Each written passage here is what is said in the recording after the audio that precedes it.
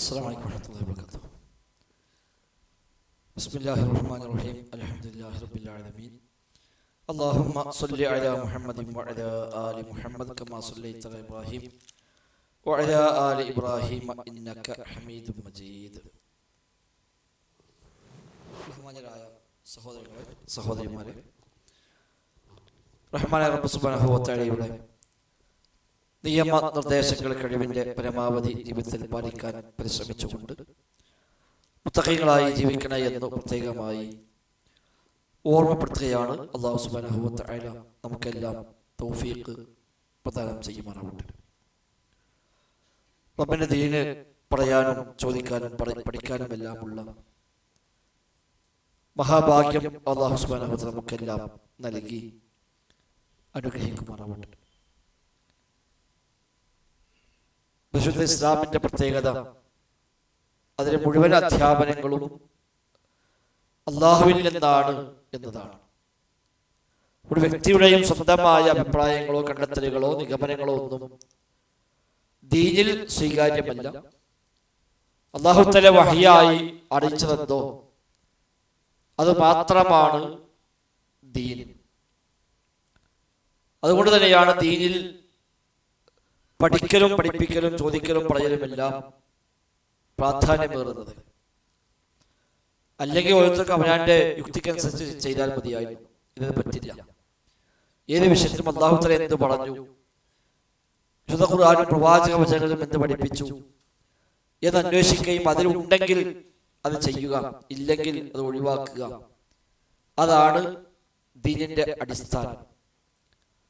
അടിസ്ഥാന പ്രമാണങ്ങൾ രണ്ടെണ്ണമാണ്, ഖുർആനും സുന്നത്തുമാണ്. ബാക്കിയുള്ളവ അനുബന്ധ പ്രമാണങ്ങളാണ്. ഇജ്മാഇ പ്രമാണമാണ്, ഖിയാസ് പ്രമാണമാണ്. പക്ഷെ അതൊക്കെ അനുബന്ധ പ്രമാണങ്ങളാണ്. വിശുദ്ധ ഖുർആനിന്റെയും തിരുസുന്നത്തിന്റെയും അടിസ്ഥാനത്തിൽ ഉണ്ടാകുന്ന ഇജ്മാഇ മാത്രമാണ് സ്വീകാര്യമാവുക. ഖുർആനും സുന്നത്തിനും അടിസ്ഥാനത്തിലുള്ള ഖിയാസ് മാത്രമാണ് സ്വീകാര്യമാവുക. അല്ലാതെ വെറുതെ ഖിയാസാക്കി, ഇപ്പൊ മഗ്‌രിബ് 3 റക്അത്താണ്, ഇവ ഖിയാസാക്കിയിട്ട് ഇശാവ് 3 മതി എന്ന് പറഞ്ഞാൽ സ്വീകാര്യമല്ല. അത് ഖിയാസല്ല, അത് ഖിയാസുൻ ഫാസിദ് എന്ന് പറയും, തെറ്റായ ഖിയാസാണ്. അതുകൊണ്ട് അടിസ്ഥാന പ്രമാണം ഖുർആനും സുന്നത്തുമാണ്. ബാക്കിയെല്ലാം അനുബന്ധ പ്രമാണങ്ങളാണ്. ഈ പ്രമാണങ്ങളിൽ എന്തുണ്ടോ അതാണ് ദീൻ. അതിലില്ലേ ദീനായി സ്വീകരിക്കാവുന്നതല്ല. അതിനാണ് അമ്പിയാക്കൾ നിയോഗിക്കപ്പെട്ടത്, റബ്ബിന്റെ വഹ്യ് പ്രകാരം മതം പഠിപ്പിക്കാൻ. നബിതങ്ങൾ 23 കൊല്ലം കൂടി ദീൻ പഠിപ്പിച്ചിട്ട് അവസാനം പറഞ്ഞു, അൽ-യൗമ അക്മൽതു ലക്കും ദീനക്കും, നിങ്ങൾ ദീൻ നിങ്ങൾക്ക് പൂർത്തിയാക്കിയിരിക്കുന്നു. അതാണ് ഈ മതത്തിന്റെ പ്രത്യേകത. ആ പൂർത്തിയാക്കിയ മതത്തിലുണ്ടോ അത് മതമായി സ്വീകരിക്കാം, ഇല്ലേ മതമായി സ്വീകരിക്കാവുന്നതല്ല. ഇനി ഖിയാമത്ത് വരെ പുതിയ പുതിയ പുതിയ പ്രശ്നങ്ങൾ വന്നുകൊണ്ടേയിരിക്കും. ആ ഓരോന്നിന്റെയും മസാല ഖുർആനിൽ ഹദീസിൽ ഉണ്ടാകുമോ? ഉണ്ടാവില്ല. പക്ഷേ ഈ ഓരോന്നിന്റെയും അടിസ്ഥാനം ഖുർആനിൽ ഹദീസിൽ ഉണ്ടാവും. ആ മസാല അങ്ങനത്തിലെങ്കിലും അതിലേക്ക് വെളിച്ചം വീശുന്ന അതിന്റെ അസ്ലുകൾ ഖുർആനിലും സുന്നത്തിലും ഉണ്ടാവും.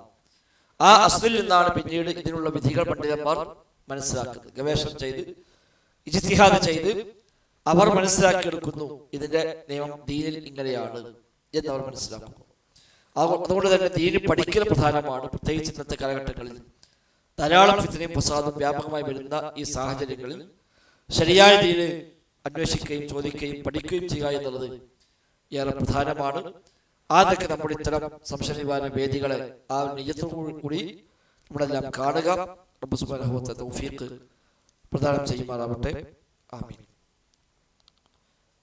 എഴുതി കിട്ടിയ ചോദ്യമാണ്, മുന്നിലെ സ്വഫിൽ കസേര ഇട്ട് നിസ്കരിക്കുന്നതിന് തെറ്റുണ്ടോ എന്നാണ്. ഒരു തെറ്റുമില്ല, എവിടെയും കസേര നിസ്കരിക്കാം. അതായത് കസേര ആണെങ്കിൽ ഏറ്റവും പിന്നെ പോകണം, മുമ്പിലാണെങ്കിൽ നിന്ന് നിസ്കരിക്കാൻ പറ്റുള്ളൂ എന്നൊന്നുമില്ല. ഏത് സ്വഫിലും കസേര ഇട്ട് നിസ്കരിക്കാം. ഇരുന്ന് നിസ്കരിക്കുമ്പോൾ പാലിക്കേണ്ട മര്യാദകളൊക്കെ പാലിക്കണം എന്ന് മാത്രം. നിൽക്കാൻ കഴിയാത്ത ആളുകൾക്ക് ഇരിക്കാം. ഇരിക്കുക എന്ന് പറയുമ്പോൾ ഒന്നാമത്തെ ഇരുത്തം യഥാർത്ഥത്തിൽ നിലത്താണ്, കസേരയിലല്ല. നിൽക്കാൻ വയ്യ, വേഗം കസേര എടുക്കുക എന്നുള്ളതല്ല. ഇരുന്ന് നിസ്കരിക്കാൻ കഴിയും, എന്നാൽ നിലത്തിരുന്നാണ് അയാൾ നിസ്കരിക്കേണ്ടത്. ചില ആളുകൾക്ക് ചില വണ്ടി ഓടിക്കും, ഓടിച്ചാടി നടക്കും, ഡ്രൈവ് ചെയ്തോ വരും, ഇന്ന് നേരെ കസേരത്തിൽ അവിടെ നിൽക്കുകയും ചെയ്യും. പ്രശ്നം ഉണ്ടാവും. എന്തെങ്കിലുമൊക്കെ ഒരു പക്ഷെ ഇങ്ങനെ ഉയരാനും താങ്ങാനൊക്കെ പ്രയാസം ഉണ്ടാവും. നടക്കാൻ ബുദ്ധിമുട്ടില്ല, ഇരിക്കാനും ബുദ്ധിമുട്ടില്ല, ഇരുന്നാൽ എണീക്കാൻ കഴിയില്ല, അല്ലെങ്കിൽ എണീറ്റിരിക്കാൻ കഴിയും, ഇങ്ങനത്തെ പ്രയാസം ഉണ്ടാവുള്ളൂ. അപ്പൊ അത്തരം ആൾക്ക് ഇരുന്ന് നിലത്ത് നിസ്കരിക്കാം. അപ്പൊ താഴെ ഇരുന്ന് നിസ്കരിക്കാത്തതാണ് അസുരി. അതിനും പറ്റാതാകുമ്പോഴാണ് യഥാർത്ഥത്തിൽ കസരയിലേക്ക് മാറേണ്ടത്. ഇനി അതിൽ തന്നെ നിൽക്കാൻ കഴിയുന്ന ചില ഭാഗങ്ങളുണ്ടെങ്കിൽ നിന്ന് നിസ്കരിക്കണം. ഇപ്പൊ സുജൂദിന് മാത്രമേ പ്രശ്നമുള്ളൂ, ബാക്കിയൊന്നും കുഴപ്പമില്ല. റുക്കൂ ചെയ്യാൻ ബുദ്ധിമുട്ടില്ല, ഇൻസാലും ബുദ്ധിമുട്ടില്ല, നിൽക്കാൻ ബുദ്ധിമുട്ടില്ല.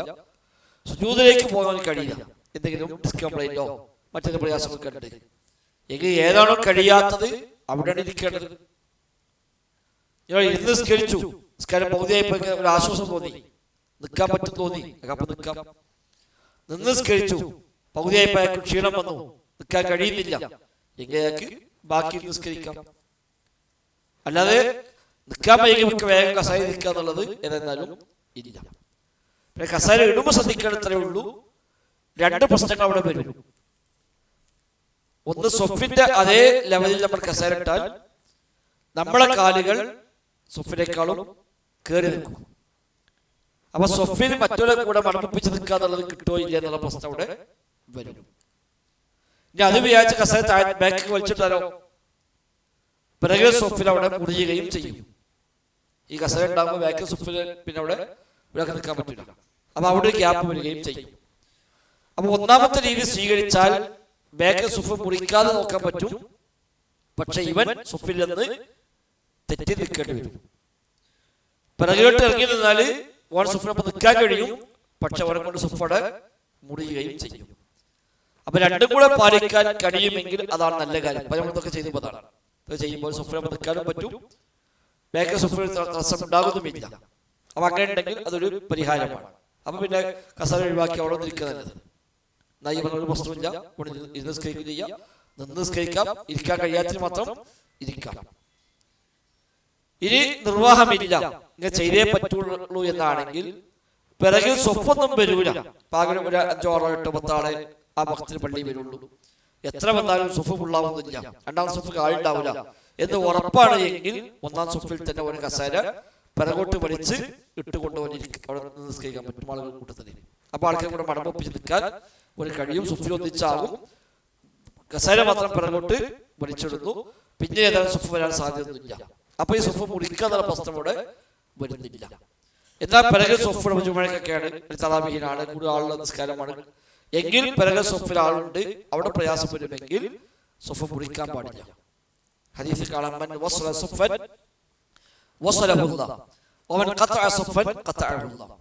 ഒരാൾ സുഫ് മുറിച്ചാൽ റബ്ബ് അവനുമായി ബന്ധം മുറിക്കും, ഒരാൾ സുഫിനെ ചേർത്താൽ അള്ളാഹു അവനുമായി ബന്ധം ചേർക്കുകയും ചെയ്യും. അപ്പൊ അതിനെയാണ് മുന്തിക്കേണ്ടത്. അങ്ങനെ ആകുമ്പോൾ സാധാരണ സുഫിൽ തന്നെ കസേര ഇടുക, ഇവൻ മാത്രം കയറി നിൽക്കുന്നു, എന്നിട്ട് അവൻ നിസ്കരിക്കുന്നു. ബാക്കിൽ സുഫ് മുറിക്കാതിരിക്കാൻ അവൻ അതുകൊണ്ട് കഴിയും. അതാണ് മുന്തിക്കേണ്ടത്. അല്ലാഹു അഅലം.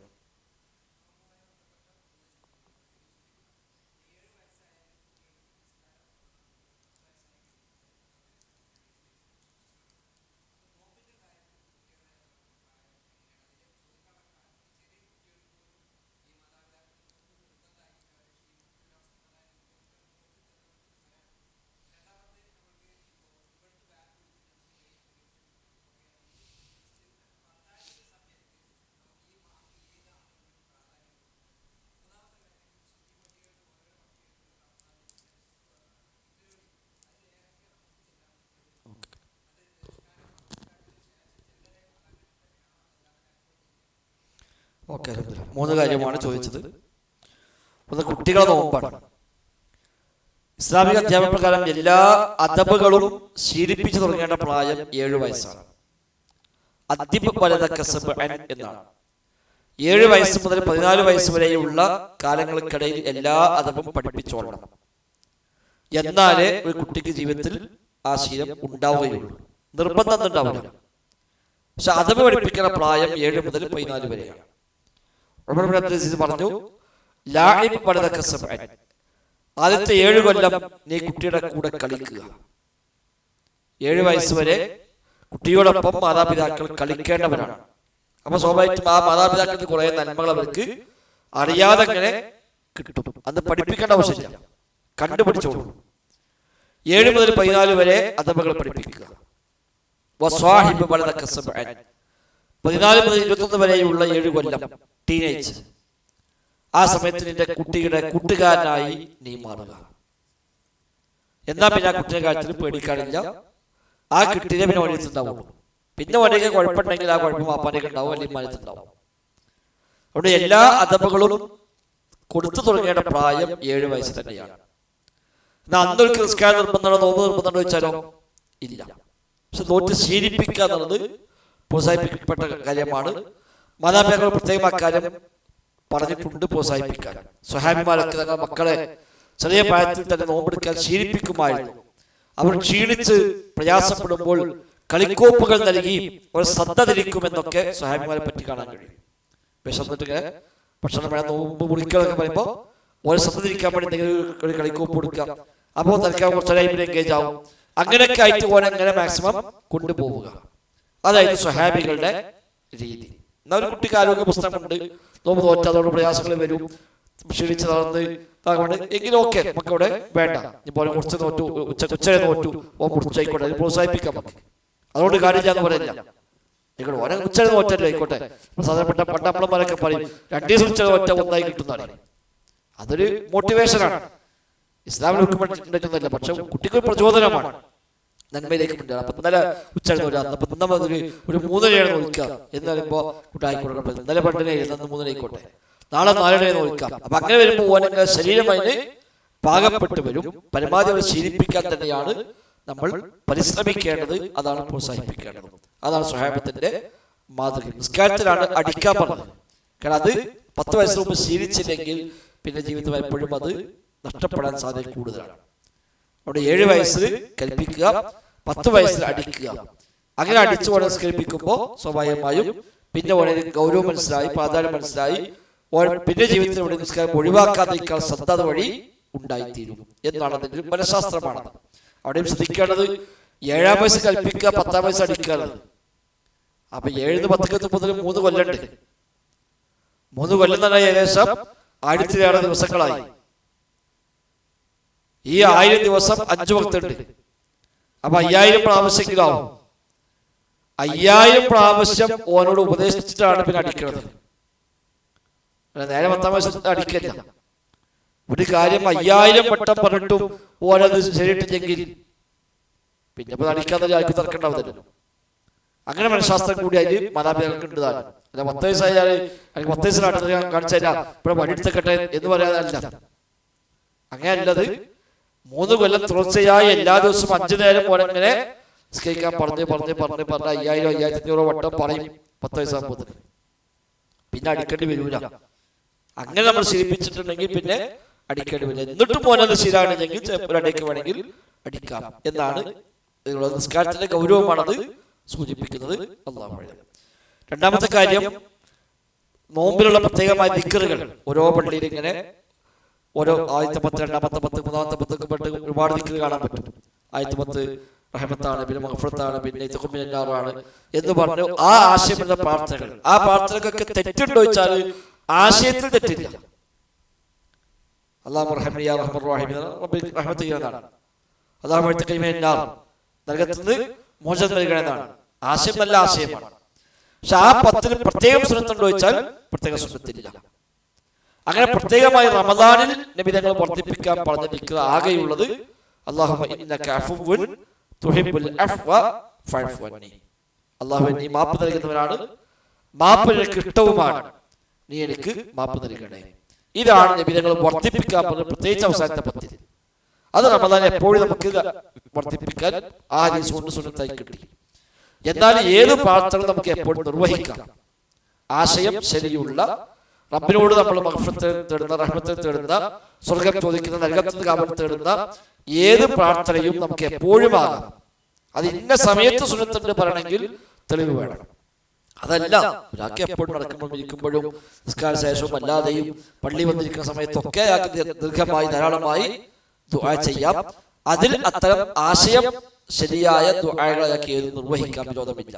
എന്നാൽ ആദ്യത്തെ 10 സുന്നത്തുണ്ട്, രണ്ടാമത്തെ 10 സുന്നത്തുണ്ട് എന്ന് പറയണമെങ്കിൽ അത് തെളിവ് വേണം. അങ്ങനെ തെളിവില്ലാതെ കൊണ്ടുവന്നാൽ അത് ബിദ്അത്തായി മാറുകയും ചെയ്യും. അപ്പൊ ആ സുന്നത്ത് നിലക്കാണെങ്കിൽ ബിദ്അത്തായി മാറും. അതല്ല പൊതുവായ ഒരു പ്രാർത്ഥന നിലയ്ക്ക് ഒരാൾക്ക് ഏത് പ്രാർത്ഥനയും നിർവഹിക്കാവുന്ന കൂട്ടത്തിൽ അങ്ങനത്തെ പ്രാർത്ഥനകളൊക്കെ അയാൾക്ക് ചെയ്യാം. അത് ഇന്ന സമയത്ത് ചെയ്യുന്നോ ഇന്ന സ്ഥലത്ത് ചെയ്യുന്നോ പ്രത്യേകിച്ച് ഒരു നിബന്ധന അതിൽ ഇല്ല. എല്ലാ സ്ഥലവും ഒരുപോലെയാണ്, എല്ലാ സമയവും ഒരുപോലെയാണ്, നിസ്കാര ശേഷം അല്ലാത്തപ്പോഴൊക്കെ ഒരുപോലെ തന്നെയാണ് എന്നാണ് അതിൽ മനസ്സിലാക്കേണ്ടത്. മൂന്നാമത്, വ്യത്യസ്ത പള്ളിയിൽ നിന്ന് വ്യത്യസ്ത സമയത്ത് ബാങ്ക് വിളിക്കും, പ്രത്യേകിച്ച് സുബഹിക്കും മഗ്‌രിബിനും ഒക്കെ.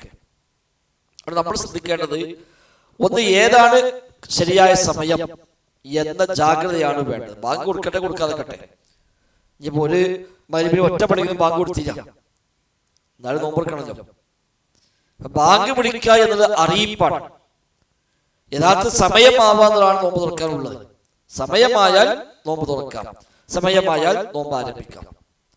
സമയമായി എന്ന അറിയിപ്പാണ് ബാങ്ക്.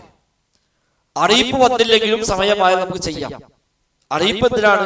സൗകര്യമാണ്. എല്ലാവരും വാച്ച് നോക്കൂല, എല്ലാവർക്കും ടൈമൊക്കെ കഴിയില്ല. അപ്പോൾ ഉറപ്പിട്ടാൻ വേണ്ടിയുള്ളൊരു അറിയിക്കൽ മാത്രമാണ് ബാങ്ക് വിളിക്കുക എന്നുള്ളത്. അതുകൊണ്ട് തന്നെ സമയമായി എന്ന് ഉറപ്പ് വരുത്തി. ഇന്നിപ്പോ നമുക്ക് ഇഷ്ടംപോലെ സൗകര്യമുണ്ട്. ഗൂഗിൾ സെർച്ച് ചെയ്താൽ ഓരോ സ്ഥലത്തെയും ടൈമൊക്കെ കിട്ടും. ഓരോ പോയിന്റിലും നമ്മളിവിടെ വേഗം എടുത്തിട്ട് ഈ ലൊക്കേഷൻ എടുത്താൽ ആ ലൊക്കേഷൻ എപ്പോഴാണ് സൺസെറ്റ് എന്നൊക്കെ നമുക്ക് ആയിട്ട് കിട്ടും. നമ്മളത് പരമാവധി സൂക്ഷ്മത പാലിച്ചും ഗോളശാസ്ത്രപരമായി പരിജ്ഞാനമുള്ള ആളുകളുമായി ബന്ധപ്പെട്ടും അവരിൽ നിന്ന് അതിന്റെ ഒരു കാൽക്കുലേഷൻ നടത്തിയും ഒക്കെയാണ് നമ്മുടെ കലണ്ടറിൽ നമ്മൾ സമയം കൊടുക്കുന്നത്. വെറുതെ കൊടുക്കില്ല. ആ രംഗത്ത് കഴിവുള്ള പരിജ്ഞാനമുള്ള ആളുകളുമായി ബന്ധപ്പെട്ട് അവരെ ഏൽപ്പിച്ച് അവർ നമുക്ക് കണക്കൂട്ടി കൃത്യമായി തന്ന് അത് മറ്റു പല ആളുകളും പരിശോധിപ്പിച്ച് എന്നിട്ടാണ് നമ്മുടെ കലണ്ടറിലൊക്കെ നമ്മൾ സമയം കൊടുക്കുന്നത്. അപ്പൊ നമ്മൾ കൊടുത്ത സമയം അത് കറക്റ്റാണ് നമുക്ക് ഉറപ്പിച്ച് പറയാൻ പറ്റും. ഞാൻ എടുത്തതിന് 10 മുമ്പ് ബാങ്ക് കൊടുത്തു, അത് നമുക്ക് സമയമായി കൂട്ടാൻ പറ്റില്ല. മോശം നേരത്തെ അറിയിപ്പ് കൊണ്ടുവന്നു വിചാരിക്കാന്നല്ലാതെ അത് സമയമായിട്ട് കൂട്ടാൻ പറ്റില്ല. ഒറ്റ സമയമായിട്ട് ബാങ്ക് കൊടുത്തതില്ല. ഓനാ കാര്യത്തിൽ കുറച്ച് വീഴ്ച വരുത്തിയതല്ലാതെ അവിടെ മറ്റേ പള്ളിയിൽ കൊടുക്കട്ടെ മഹല്ല് പള്ളിയിൽ കൊടുക്കട്ടെ എന്ന് നോക്കേണ്ടതില്ല.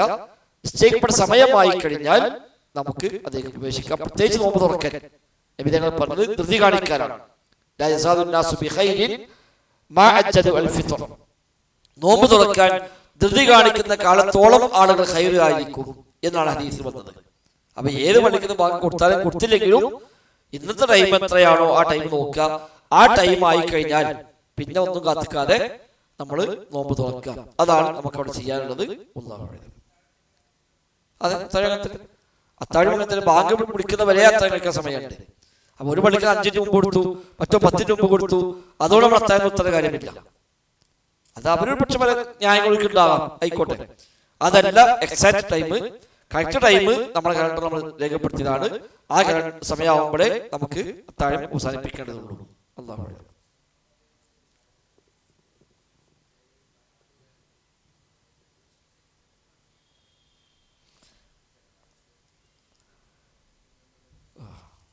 അതിപ്പോ റമദാനാകുമ്പോൾ ചില ആളുകൾക്ക് ഇങ്ങനെ വ്യത്യസ്ത ഓരോ ഫിത്നയും കൊണ്ടിരുന്നു.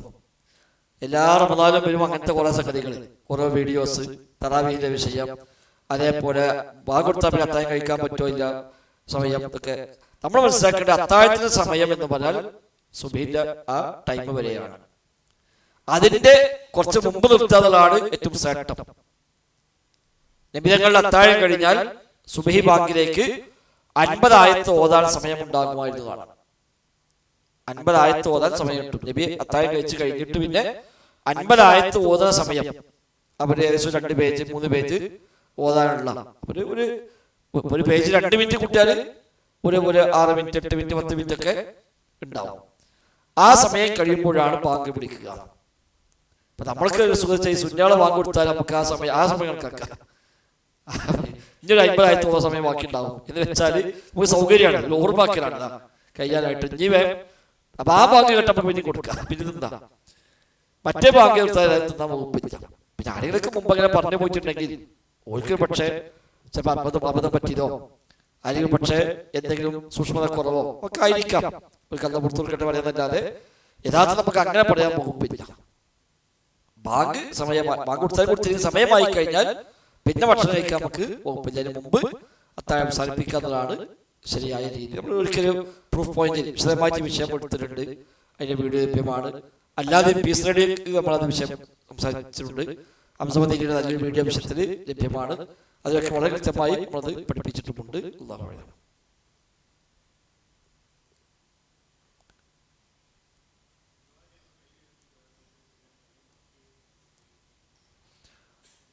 പ്രാർത്ഥിക്കുമ്പോൾ കൈ ഉയർത്തുക എന്നുള്ളത് പൊതുവായ മര്യാദയാണ്. പ്രാർത്ഥന കഴിഞ്ഞാൽ ആ കൈ കൊണ്ട് മുഖം തടവുക എന്നുള്ളത് ദഈഫായ ഹദീസിൽ വന്നിട്ടുണ്ട്, സ്വഹീഹല്ല. 6 ഹദീസുകൾ ആ വിഷയമായി വന്നിട്ടുണ്ട്, 6ഉം ദുർബലമാണ്. സ്വഹീഹായ ഒന്നുപോലും അതിൽ ഇല്ല. ആ വിഷയത്തിൽ മാത്രം ഒരു ചെറിയ ഒരു കൃതിയുണ്ട്. ഈ ദുആക്ക് ശേഷം മുഖം തടവണമോ വേണ്ടയോ എന്ന വിഷയത്തിൽ മദീനയിൽ നിന്ന് ഇറങ്ങിയ ഈ വിഷയത്തിൽ മാത്രമുള്ള ഒരു കൊച്ചുകൃതിയുണ്ട്. അതിനെതിരെ ഓരോ ഹദീസും അത് വിശകലനം ചെയ്യുകയും അതിന് ദുർബലത എന്താണ് എന്ന് ബോധ്യപ്പെടുത്തുകയും ഈ വിഷയത്തിൽ ഒരു ഹദീസ് പോലും സ്ഥിരപ്പെട്ട് വന്നിട്ടില്ല എന്നതിൽ അവർ സ്ഥാപിക്കുകയും ചെയ്ത് കാണുന്നു. അതുകൊണ്ട് തന്നെ വന്ന ഹദീസുകളെല്ലാം ദുർബലമാണ്. അതുകൊണ്ട് അങ്ങനെ സുന്നത്ത് ഏതായാലും ഇല്ല. ദഈഫായ ദുർബലമായ ഹദീസ് ആ വിഷയത്തിലുള്ളൂ. ദഈഫ് ഹദീസുകൾ അമൽ ചെയ്യാൻ തെളിവായി സ്വീകരിക്കാവുന്നതുമല്ല. അല്ലാഹു അഅലം.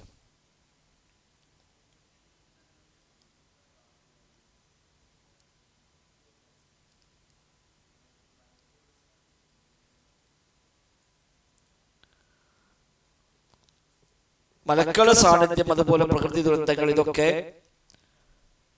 മൃഗങ്ങളെ അറിയുക എന്ന് പൊതുവായി പറയാൻ കഴിയില്ല. ചില മൃഗങ്ങളെ പറ്റി ചില കാര്യങ്ങൾ ഹദീസിലൊക്കെ വന്നിട്ടുണ്ട്. ഇപ്പൊ കോഴി കൂവിയാൽ നിങ്ങൾ റഹ്മത്തിനെ ചോദിക്കുക, അത് മലക്കിനെ കണ്ടിരിക്കുന്നു എന്ന് സ്വഹീഹ് ഹദീസാണ്.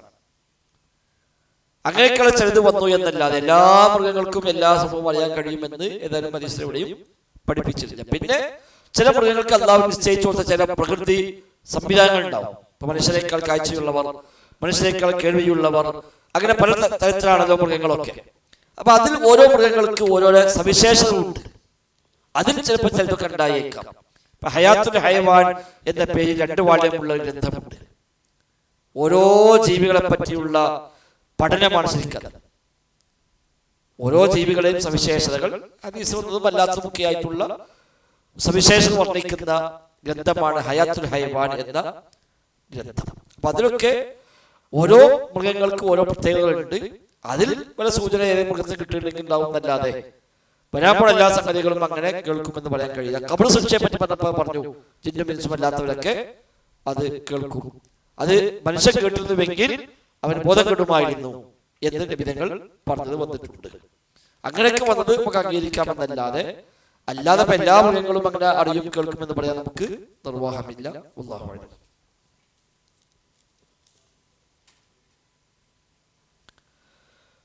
പെർഫ്യൂം ഉപയോഗിക്കൽ പ്രശ്നമില്ല, നോമ്പുമായി ബന്ധപ്പെട്ട പ്രശ്നമുള്ള കാര്യമൊന്നുമില്ല.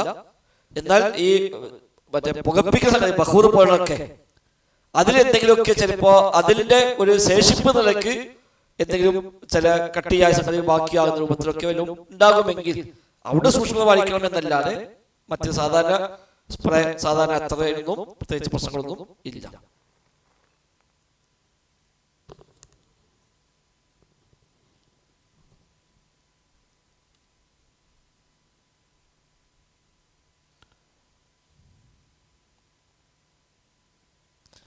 രണ്ട് കാര്യമാണ്. അള്ളാഹുവിന്റെ നുസൂലുമായി ബന്ധപ്പെട്ടാണ്. അള്ളാഹു രാത്രി അവസാന സമയത്ത് 1-ാം ആകാശത്തേക്ക് ഇറങ്ങി വരും എന്നാണ്. അപ്പൊ നമ്മുടെ ഈ ബാങ്ക് ഏത് ബാങ്കിന്റെ സമയം വരെ അത് ഉണ്ടാവുന്നതാണ്. നമ്മളെ സംബന്ധിച്ച് അത് പിന്നെ തുലൂഴ് വരെ, ഉദയം വരെ, അല്ലെങ്കിൽ പിന്നെ പ്രഭാതോദയം വരെ എന്ന് പഠിപ്പിച്ചു കഴിഞ്ഞാൽ സുബഹിയുടെ സമയമാകുന്ന വരെ കണക്കാക്കാം. അത് ഓരോ നാട്ടിലും വ്യത്യാസം വരും. അത് അല്ലാഹു സുബ്ഹാനഹു വ തആല എല്ലാത്തിനും കഴിവുള്ളവനാണ്. അവിടെ നമ്മളെ സംബന്ധിച്ച് നമുക്ക് സുബഹി ബാങ്ക് വിളിക്കുന്നവരെ രാത്രിയാണ്. മഗ്രിബ് മുതൽ സുബഹി ബാങ്ക് വിളിക്കുന്നവരെ നമുക്ക് രാത്രിയാണ്. ആ രാത്രിയുടെ 1/3 ബാക്കിയാകുമ്പോൾ അല്ലാഹു തആല ഇറങ്ങുക. അത് നമുക്കത് പരിഗണിച്ചുകൊണ്ട് അമൽ ചെയ്തു പോകാം.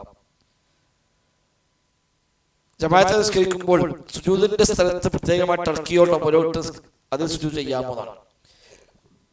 എന്തിനാണ് എന്നതിന്റെ അടിസ്ഥാനത്തിലേക്കും അതിന്റെ ഹുക്മുണ്ടാവും.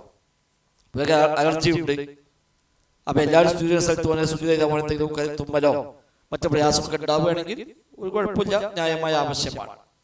അതല്ല അങ്ങനെ നമ്മൾ ഇടുന്നതിലൂടെ വേറെ എന്തെങ്കിലും പ്രത്യേക സുന്നത്തോ കാര്യം ഉദ്ദേശിച്ചുകൊണ്ടാണെങ്കിൽ, ഇപ്പൊ ഷിയാക്കൾ കാണാം, ഷിയാക്കൾ എന്തെങ്കിലും മുമ്പിലൊക്കെ അത് സുജൂദ് ചെയ്യൂല. കാരണം ഹുസൈൻ ബിൻ അലിയുടെ രക്തം വീണത് കൊണ്ട് ഭൂമി മൊത്തം അശുദ്ധമായി. അവിടെ ഭൂമിയിൽ അവിടെ സുജൂദ് ചെയ്യാൻ പറ്റിയ സ്ഥലമില്ല. അവിടെ ഒരു വാറ ചില കല്ല് കൊണ്ടെടുക്കലാണ്. ആ കല്ല് ചില സുജൂദ് ചെയ്യും. ആ നിൽക്കുകയാണെങ്കിൽ അത് അന്ധവിശ്വാസമാണ്. പ്രത്യേക സുന്നത്താണ് എന്നാണെങ്കിൽ അത് വിദേഹത്താണ്. അതൊന്നുമല്ല. ഒരാൾക്ക് സൗകര്യത്തിന് വേണ്ടി കുറച്ച് എളുപ്പം വൃത്തിയും ഒക്കെ ഉണ്ട്. അതിനു വേണ്ടിയാണ്, അല്ലെങ്കിൽ അയാളൊരു മുസല്ലയാണ്, അയാൾ സ്ഥിരമായ മുസല്ല നിസ്കരിക്കാൻ ഉപയോഗിക്കുന്നു. അങ്ങനെയൊക്കെ ആണെങ്കിൽ അത് ആക്ഷേപിക്കേണ്ട കാര്യമൊന്നുമില്ല. അല്ലാഹു അഅലം. ഇതിലേക്ക് അവസാനിപ്പിക്കാം. ചോദ്യം ഉണ്ടാക്കൊന്നും വേണ്ട.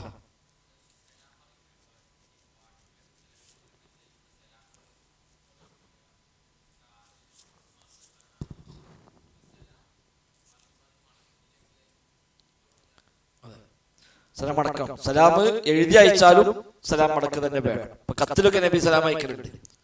സലാം നേരെ പറയലുണ്ട്, എഴുതി അയക്കലുണ്ട്. ഇന്നത്തെ കാലത്ത് നമുക്കിപ്പോ വാട്സാപ്പിൽ മെസ്സേജ് വന്നു, അതിന് സലാം ഉണ്ടാവും. ആ സലാം മടക്കണം എന്ന് മാത്രമല്ല, ശരിക്കും ചുണ്ടനക്കി മടക്കണം എന്ന് തന്നെയാണ് അതിലുള്ള പൊതുവെ പ്രബലമായ അഭിപ്രായം. 2-3 ചർച്ചകളിലുണ്ട്. സലാമുകൾ എഴുതി അയച്ചു, നമ്മൾ അതേപോലെ ടൈപ്പ് ചെയ്ത് വിട്ടാൽ മാത്രം മതിയോ? അതല്ല, നമ്മൾ ചുണ്ടോണ്ടനെ വഴി പറഞ്ഞിട്ട് വേണം ടൈപ്പ് ചെയ്യാതൊക്കെ. ചുണ്ടോണ്ടനെ പോലെ അത് മടക്കണമോ? അപ്പൊ ചുണ്ടനക്കി തന്നെ സലാം മടക്കുകയാണ് വേണ്ടത് എന്നാണ് കൂടുതൽ ശരിയായ അഭിപ്രായം. പിന്നെ ഗ്രൂപ്പിൽ ഒന്നിച്ച് വരുമ്പോ ഒരാൾ മടക്കിയാലും മതിയാവും. കാരണം നബി തങ്ങൾ പറഞ്ഞതാണ്, ഒരു ജമാഅത്തിന് സലാം പറഞ്ഞാൽ ഒരാൾ സലാം മടക്കിയാൽ എല്ലാവർക്കും പകരുന്നത് മതി. ഒരു ജമാഅത്തായി വരുമ്പോൾ ഒരാൾ സലാം പറഞ്ഞാൽ തന്നെ എല്ലാവർക്കും ഇത് മതി എന്ന് പ്രത്യേകം ഹദീസിൽ പറഞ്ഞു. അപ്പൊ ഗ്രൂപ്പിലാണ് ഒന്നിച്ച് വരുന്നത്. അതിലാരെങ്കിലും ഒരാൾ സലാം മടക്കി തന്നെ എല്ലാവരുടെയും ബാധ്യത അവിടെ കഴിഞ്ഞു. അല്ല, പേഴ്സണലാണ്, PM ലാണ് എങ്കിൽ നമ്മളെ സലാം മടക്കേണ്ടതുണ്ട്. അല്ലാഹു അഅലം. മടക്കിയാൽ മതി.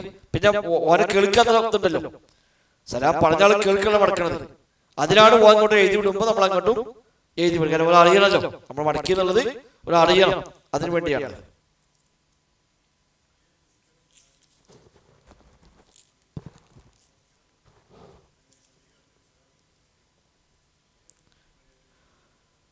നിസ്കരിക്കുന്ന ആളുകൾക്ക് വസ്വാസ് ഉണ്ടാക്കുന്ന ഒരു പണിയും പാടില്ല. അതാണ് അസ്ലി. നിസ്കരിക്കുന്ന ആളുകൾ സുന്നത്തോ ഫർദോ ഏതോ ആട്ടെ, നിസ്കരിക്കുന്ന ആളുകൾക്ക് വസ്വാസാകുന്ന രൂപത്തിൽ ഖുർആൻ ഓതാൻ പോലും പാടില്ല. സംസാരം ഏതെന്നാലും പാടില്ല, ഖുർആൻ ഓതാൻ പോലും പാടില്ല. ഖുർആൻ ഓതാൻ പാടില്ലെങ്കിൽ പിന്നെ ബാക്കിയുള്ള ഏതെന്നാലും പറ്റൂതല്ലോ. അപ്പൊ അത് നമ്മൾ ശ്രദ്ധിക്കണം. ഇപ്പൊ പള്ളിയിൽ കയറുന്ന ഒരാൾക്ക് സലാം പറഞ്ഞു, അതിങ്ങനെ കുറെ ആളിങ്ങനെ വരുന്ന എല്ലാവരും അവർക്ക് സലാം പറയുകയാണെങ്കിൽ നിസ്കരിക്കുന്ന ആൾക്ക് അതുകൊണ്ട് പ്രയാസം ഉണ്ടാവും തോന്നുകയാണെങ്കിൽ നമ്മൾ ശ്രദ്ധിക്കേണ്ടതുണ്ട്.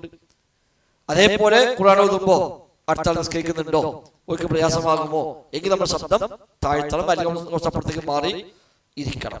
ഇനി നിസ്കരിക്കുന്നത് മാത്രമല്ല, ഇപ്പൊ പള്ളികൾ ഉറങ്ങുന്നുണ്ട്, ആ ഉറങ്ങുന്ന ആളെ കൂടി നമ്മൾ പരിഗണിക്കണം ഈ വിഷയത്തിലൊക്കെ. ഇപ്പൊ നബിതങ്ങൾ ഒരു സംഘത്തിലേക്ക് വരുമ്പോൾ നബി സലാം പറഞ്ഞ രീതിയെ പറ്റി ഹദീസിൽ കാണാം. നബി സലാം പറഞ്ഞാൽ എന്നാണ്. നബി സലാം പറഞ്ഞാൽ ഉറങ്ങുന്ന ഒരാളും ഉണരുകയില്ല, നാം ഉണർന്നിരിക്കുന്ന എല്ലാവരും കേൾക്കുകയും ചെയ്യും. ആ നിലക്ക് സലാം പറയുമായിരുന്നു. അപ്പൊ ഉറങ്ങുന്ന ആള് ശല്യമാവാതെക്കുക എന്ന് നബി പ്രത്യേകം ശ്രദ്ധിച്ച കാര്യമാണ്. അല്ലാതെ ഭയങ്കര സലാം പറഞ്ഞിട്ട് അവസാനം എല്ലാവരും നെറ്റി ഉണർന്നുകാണ്ട് അങ്ങനത്തെ ഒരു സലാം ആവശ്യമില്ല. അവിടെ ആയത്തോടുള്ള മനുഷ്യന്മാര് കേട്ടും സലാം പഠിക്കാൻ മതി. അതൊക്കെ നമ്മൾ പൊതുവായി പാലിക്കേണ്ട മര്യാദയാണ്. പള്ളി വരുമ്പോൾ എപ്പോഴും സംസാരത്തിന്റെ കാര്യത്തില് മറ്റു ബഹളങ്ങള് ഇതിലൊക്കെ നമ്മൾ ഏറെ ശ്രദ്ധിക്കണം. പള്ളി ഏറെ ഹുർമത്തുള്ള പവിത്രമായ സ്ഥലമാണ് പള്ളി എന്നുള്ളത്. അവിടെ സംസാരം, പ്രത്യേകിച്ച് ദുന്യാവിന്റെ കാര്യമാണെങ്കിൽ തീരെ പാടില്ല. ദുന്യവിയായ സംസാരങ്ങൾ തീരെ പാടില്ല. ഉമർ ഖത്താബ് സംഭവം പലപ്പോഴും പറഞ്ഞതാണ്. മദീന പള്ളിയിൽ ഉമർ ഖത്താബ് ഒരു ഭാഗത്ത് ഇരിക്കുമ്പോൾ സഈദ് ഇബ്നു മുസയ്യിബ് എന്ന താബിഈ വര്യൻ അദ്ദേഹം പള്ളിയുടെ മറ്റേ ഭാഗത്ത് ഇരിക്കുന്നുണ്ട്. രണ്ടാളുകൾ ആ പള്ളിയുടെ ഒരു ഭാഗത്ത് ഭയങ്കര ശബ്ദത്തിൽ ഇങ്ങനെ സംസാരിച്ചു കൊണ്ടിരിക്കുന്നു. ഉമർ ഖത്താബ് അവിടെ നിന്ന് ചെറിയ ചരക്കിലെടുത്തിട്ട് സഈദ് മുസ്ലിം എങ്ങനെ എറിഞ്ഞു, കല്ലുകൊണ്ട് ഇങ്ങനെ വിളിക്കാൻ വേണ്ടി. അപ്പൊ ആരെപ്പള്ളി എറിഞ്ഞ നോക്കുമ്പോൾ ഉമർ ഖത്താബാണ് ചെന്നു. എന്തേ ചോദിച്ചു. ആ രണ്ടാളെ വിളിച്ചോണ്ട് വരാൻ, ഒരാൾ ഭയങ്കര വർത്താനാണ്, ഓരോന്ന് വരാൻ പറയാറ്. ആ രണ്ടുപേരും വന്നു. വന്നപ്പോ ഉമർ ഖത്താബ് ചോദിച്ചു, നിങ്ങൾ ഏത് നാട്ടുകാരെ അയച്ചു? മദീനക്കാരല്ല, മദീനക്കാരാണെങ്കിൽ ഉമർ ഖത്താബ് പറയുന്നത് ഏത് നാട്ടുകാരൻ നിങ്ങൾ? ത്വായിഫുകാരാണ്. അപ്പൊ ഉമർ ഖത്താബ് പറയും, എന്താപ്പങ്ങളൊക്കെ അല്ലാഹു റസൂലിന്റെ പള്ളിയാണിത്, ഇവിടെ വന്നിട്ടാണോ നിങ്ങൾ ഇങ്ങനെ ഉറക്കെ സംസാരിക്കുന്നത്?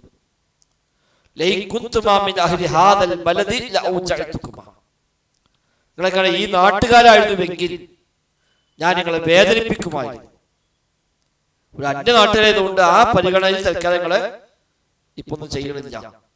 ഈ നാട്ടുകാരായിരുന്നുവെങ്കിൽ ഞാൻ നിങ്ങളെ വേദനിപ്പിക്കുമായിരുന്നു. അള്ളാഹു റസൂലിന്റെ പള്ളി വന്നിട്ടാണോ ഇങ്ങനെ ശബ്ദം ഉയർത്തുന്നത്? പള്ളിക്ക് എപ്പോഴും ശ്രദ്ധിക്കേണ്ട കാര്യമാണ്. ഉറക്കെ സംസാരിക്കാൻ പാടില്ല. അതേപോലെ ദുന്യാവിന്റെ കാര്യങ്ങൾ സംസാരിക്കാൻ പാടില്ല. കച്ചവടങ്ങൾ പള്ളിയിൽ പാടില്ല. കളഞ്ഞുപോയ വസ്തു പള്ളിയിൽ അന്വേഷിക്കാൻ പാടില്ല. നബി തങ്ങൾ പറഞ്ഞു, പള്ളിയിൽ ഒരാള് കളഞ്ഞുപോയ വസ്തു അന്വേഷിക്കുന്നത് കണ്ടാൽ അവനെതിരായി പ്രാർത്ഥിക്കണം എന്നാണ്. ആ വസ്തു തിരിച്ചു കിട്ടാതെക്കട്ടെ എന്ന് പ്രാർത്ഥിക്കണം എന്നാണ്. പള്ളി കച്ചവടം ചെയ്ത് കണ്ടാൽ നിന്റെ കച്ചവടത്തിൽ ലാഭം തരാതിരിക്കട്ടെ എന്ന് പ്രാർത്ഥിക്കാം. അത് പുസ്തകമായാലും വേണ്ടില്ല, കലണ്ടറായാലും വേണ്ടില്ല, അത്രയായാലും വേണ്ടില്ല, പള്ളിയിലുള്ളിൽ കച്ചവടമില്ല. അത് കച്ചവടം പുറത്ത് വെച്ചാൽ മതി, പുറത്ത് കച്ചവടം ചെയ്യാം. പള്ളിക്ക് കൊടുക്കൽ വാങ്ങുക, കച്ചവടം ചെയ്യുക എന്നുള്ളത് പള്ളിയുടെ ഇതല്ല. പിരിവെടുക്കാം, അത് കുഴപ്പമില്ല. സ്വതക്ക ചെയ്യാം, ദാനം കൊടുക്കാം, അതിനൊക്കെ പ്രശ്നമില്ല. അല്ലാതെ കച്ചവടങ്ങൾ, അത്തരം ഇടപാടുകൾ അത് പള്ളിയിൽ അനുവദിക്കപ്പെട്ട കാര്യമല്ല എന്ന് കൂടി കൂട്ടത്തിൽ നമ്മൾ സാധാരണമായി മനസ്സിലാക്കാം.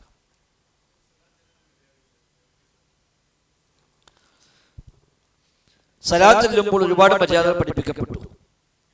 ഒന്ന്, ചെറിയവർ വലിയവർക്കാണ് സലാം പറയുന്നത്. ഇപ്പൊ ചെറിയൊരു വലിയവരുണ്ട്, എങ്കിൽ ചെറിയ ആൾ വലിയ ആളോട് സലാം പറയാവുന്നതാണ്. നടക്കുന്ന ആളുകളുണ്ട്, അതേപോലെ നിൽക്കുന്ന ആളുകളുണ്ട്. എങ്കിൽ നടക്കുന്നവർ അവിടെ ഇരിക്കുന്നവർക്കാണ് സലാം. നമ്മൾ നടന്നു പോവാണ്, അവിടെ ടീം ഇരിക്കുന്നുണ്ട്, ഓരും കണ്ടല്ല പറയേണ്ടത്. കടന്നു പോണ നമ്മളാണ് അവിടെ ഇരിക്കുന്ന ആളോട് പറയേണ്ടത്. അതേപോലെ ഒരു സംഘമുണ്ട്, ചെറിയ സംഘവും വലിയ സംഘവും ഉണ്ട്. എങ്കിൽ ചെറിയ സംഘം വലിയ സംഘത്തോട് സലാം പറയാം. ഒരു 4-5 ആളുകൾ വരുന്നു, അവിടെ വലിയൊരു ടീം ഇരിക്കുന്നുണ്ട്. എങ്കിൽ ഈ ചെറിയ സംഘം വലിയ സംഘത്തോട് സലാം പറയാം. അപ്പൊ എന്ന് വെച്ചാൽ എല്ലാവരും മടക്കും. അപ്പൊ കൂടുതൽ ആളുടെ സലാം മടക്കൽ ഇവർക്ക് കിട്ടും. അതൊക്കെയാണ് പൊതുവെ സലാമിൽ ശ്രദ്ധിക്കേണ്ടുന്ന കാര്യങ്ങൾ. പിന്നെ സലാം പറയുമ്പോൾ പരിപൂർണമായ സലാം അസ്സലാമു അലൈക്കും വറഹ്മത്തുള്ളാഹി വബറകാതുഹു എന്നാണ്. മടക്കുമ്പോഴും വഅലൈക്കും അസ്സലാം വറഹ്മത്തുള്ളാഹി വബറകാതുഹു. ഇങ്ങോട്ട് പറഞ്ഞ അത്ര ഏതായാലും തിരിച്ചു കൊടുക്കണം. അതിന് ഏറെ കൊടുക്കാൻ പറ്റെങ്കിൽ അത് കൊടുക്കണം.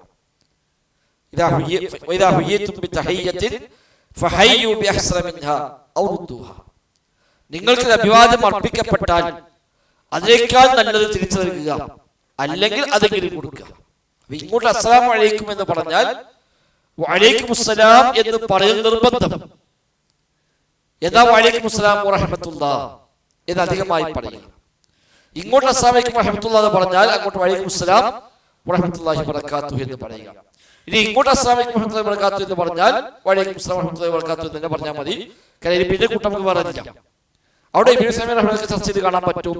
എന്നാലും അതിലധികം ഉണ്ട്. കാരണം ഇങ്ങോട്ട് അസ്സലാമു അലൈക്കും എന്നാ പറഞ്ഞത്, അങ്ങോട്ട് വഅലൈക്കും അസ്സലാം, ഒരു വാവ് അധികമുണ്ട്. അപ്പൊ അത് വെച്ചാൽ തന്നെ അധികം കൊടുക്കൽ വന്നു. അപ്പൊ ഏതെന്നാലും ഇങ്ങോട്ട് പറഞ്ഞത് അങ്ങോട്ട് കൊടുക്കൽ നിർബന്ധമാണ്. സ്ത്രീകൾ പുരുഷന്മാർക്ക് സലാം പറയാം, പ്രശ്നമില്ല. പക്ഷേ ആ സലാം കൊണ്ട് ഫിത്ന ഭയപ്പെടുന്നുവെങ്കിൽ അവിടെ ഒഴിവാക്കണമെന്നാണ്. നബി സലാം പറഞ്ഞതുണ്ട്, ഉമർ ഖത്താബ് സലാം പറഞ്ഞതുണ്ട്. എന്നാൽ ഒരു അന്യ സ്ത്രീയും അന്യ പുരുഷൻ ഒറ്റക്കാണ്, അവിടെ സലാം പറയുമ്പോൾ അതൊരു പക്ഷേ ആ സലാമിലൂടെ അങ്ങോട്ട് ഒരു എൻട്രിയായി പിന്നെ അങ്ങനെ ബാക്കി പറയാനാണ് ഉദ്ദേശമെങ്കിൽ അത് കുറ്റകരമാണ്, ചെയ്യാൻ പാടില്ല. എന്നാൽ കുറെ സ്ത്രീകൾ നിൽക്കുന്നു, ഒരാൾ അവർക്ക് വന്നു, അവിടെ സലാം പറഞ്ഞ വിരോധമൊന്നുമില്ല. ഫിത്നകളെ അവിടെ സൂക്ഷിക്കേണ്ടതുണ്ട് എന്ന് മാത്രം. ഇതാണ് പൊതുവായി സലാമിൽ ശ്രദ്ധിക്കേണ്ട കാര്യങ്ങൾ. സലാം പറയുന്ന സുന്നത്താണെങ്കിൽ മടക്കൽ നിർബന്ധമാണ്. പഴയ സുന്നത്തുള്ളൂ, പക്ഷെ പറഞ്ഞു കഴിഞ്ഞാൽ മടക്കൽ നിർബന്ധമാണ്. സലാം പറയുന്ന സുന്നത്തില്ലാത്ത സമയങ്ങളുണ്ട്, അല്ലെങ്കിൽ പറഞ്ഞാൽ മടക്കൽ നിർബന്ധമില്ലാത്ത സമയങ്ങളുണ്ട്. ഇമാം സുയൂത്തിക്ക് ഈ വിഷയത്തിൽ മാത്രം കിതാബുണ്ട്. അതിൽ 10 സ്ഥലത്ത് അദ്ദേഹം പറഞ്ഞിട്ടുണ്ട്. 10 സ്ഥലങ്ങൾ സലാം പറയൽ സുന്നത്തില്ലാത്ത സ്ഥലങ്ങളായി 10 സ്ഥലങ്ങൾ പരിചയപ്പെടുത്തുന്നു. അത് 10 ഹദീസ് വന്നാണ് വെച്ചാൽ അത് എല്ലാം ആയിക്കൊള്ളുന്നില്ല.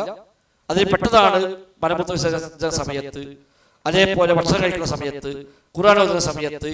ഇതിലൊക്കെ സലാം പറയൽ സുന്നത്തില്ല. ഇനി പറഞ്ഞാൽ തന്നെ മടക്കാൻ നിർബന്ധമില്ല. നിസ്കരിക്കുന്ന സമയത്ത് നിസ്കരിച്ചുകൊണ്ടിരിക്കുകയാണ്, സലാം പറഞ്ഞു, അവിടെ മടക്കാൻ പറ്റുമോ വെച്ചാൽ പറ്റൂതല്ലോ. ഇനി അവിടെ ഇനി വിരമിച്ച ശേഷം മടക്കൽ ഓരോ ബാധ്യതയുണ്ടോ എന്ന് ചർച്ചകൾ ഫിറ്റിൽ കാണാൻ പറ്റും. അത് കഴിഞ്ഞിട്ട് ഓരോ മറ്റോ പോയിട്ടുണ്ടാവും. എന്നാലും കഴിഞ്ഞ ശേഷം ഓരോ മടക്കൽ ബാധ്യതയുണ്ടോ ഇല്ലേ എന്നൊരു അഭിപ്രായ വ്യത്യാസം ഉണ്ട് താനും. അല്ലാഹു അഅലം.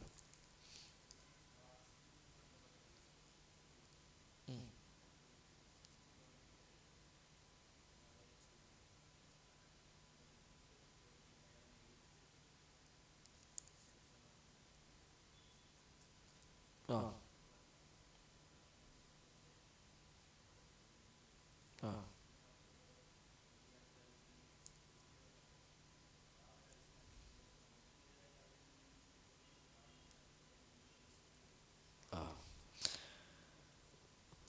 അള്ളാഹുവിനെ പേടിക്കുന്ന ഇഖ്ലാസിന്റെ ഉദാഹരണം പറഞ്ഞപ്പോഴാണ് നബിതങ്ങൾ ആ ഒരു സംഭവം പറഞ്ഞത്.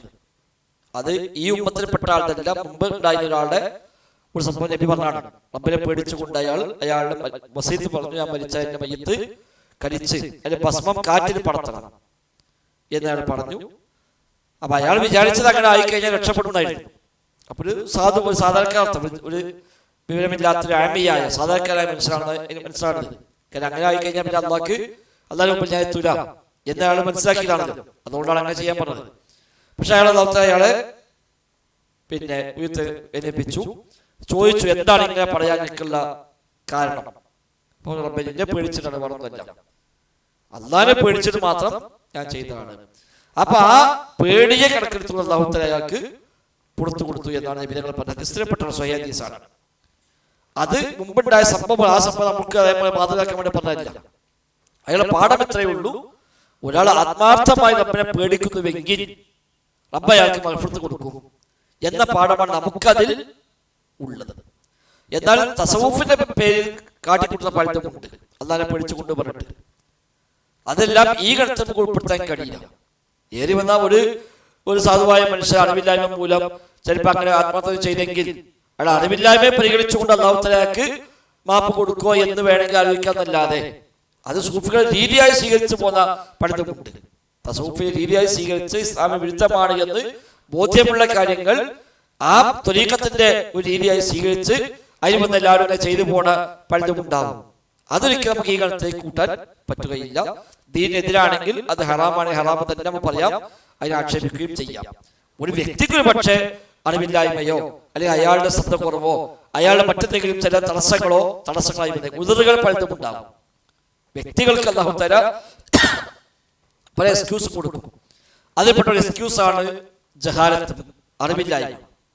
അവർക്ക് അറിയില്ല, അറിയാതെ ചെയ്തു, പിന്നെ അയാൾക്ക് മനസ്സിലായത് അങ്ങനെയല്ല, അത് കുഴപ്പമില്ല, അയാൾക്ക് അല്ലാഹു തആല അത് മാപ്പ് നൽകും. അബദ്ധങ്ങൾ സംഭവിച്ചു, അത് മാപ്പ് കിട്ടും. പക്ഷെ അബദ്ധം നിയമാക്കി വെച്ചുകൊണ്ട് എല്ലാവരും ഈ പള്ളി വന്ന എല്ലാവരും ഈ അബദ്ധം ചെയ്തോളാം എന്ന് തീരുമാനിച്ചാലോ അത് പറ്റില്ല. അതുകൊണ്ട് ദീൻ അംഗീകരിക്കപ്പെട്ട കാര്യമായി മാറുകയൊന്നും ഇല്ല. അതാണ് സൂഫിക്ക് സംഭവിച്ചത്. ഒരു ത്വരീഖത്താവും, ആ ത്വരീഖത്തിൽ വന്ന് മയ്യത്ത് ചെയ്താൽ പിന്നെ ഓലൊക്കെ ഇങ്ങനെയാണ് എന്ന് പറഞ്ഞാൽ അത് ന്യായമല്ല. അത് ഇസ്ലാമിക വിരുദ്ധമാണെങ്കിൽ ഇസ്ലാമിക വിരുദ്ധമായി തന്നെ നമുക്കതിനെ പരിചയപ്പെടുത്താം. അല്ലാഹു അഅലം.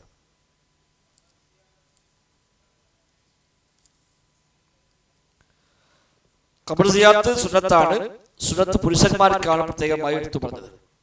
സ്ത്രീകൾക്ക് അങ്ങനെ സുന്നത്താക്കിയിട്ടില്ല. പുരുഷന്മാർക്ക് മാത്രമാണ് ഖബർ സിയാറത്ത് സുന്നത്തുള്ളത്. സ്ത്രീകൾക്ക് അനുവാദമുണ്ടോ ഇല്ലേ? സ്ത്രീകൾ അതിന് ശീലമാക്കാതെ വർദ്ധിപ്പിക്കാതെ സ്വാഭാവികമായി എപ്പോഴും ഖബർ സന്ദർശിച്ചാൽ തെറ്റല്ല എന്ന് വേണമെങ്കിൽ പറയാം.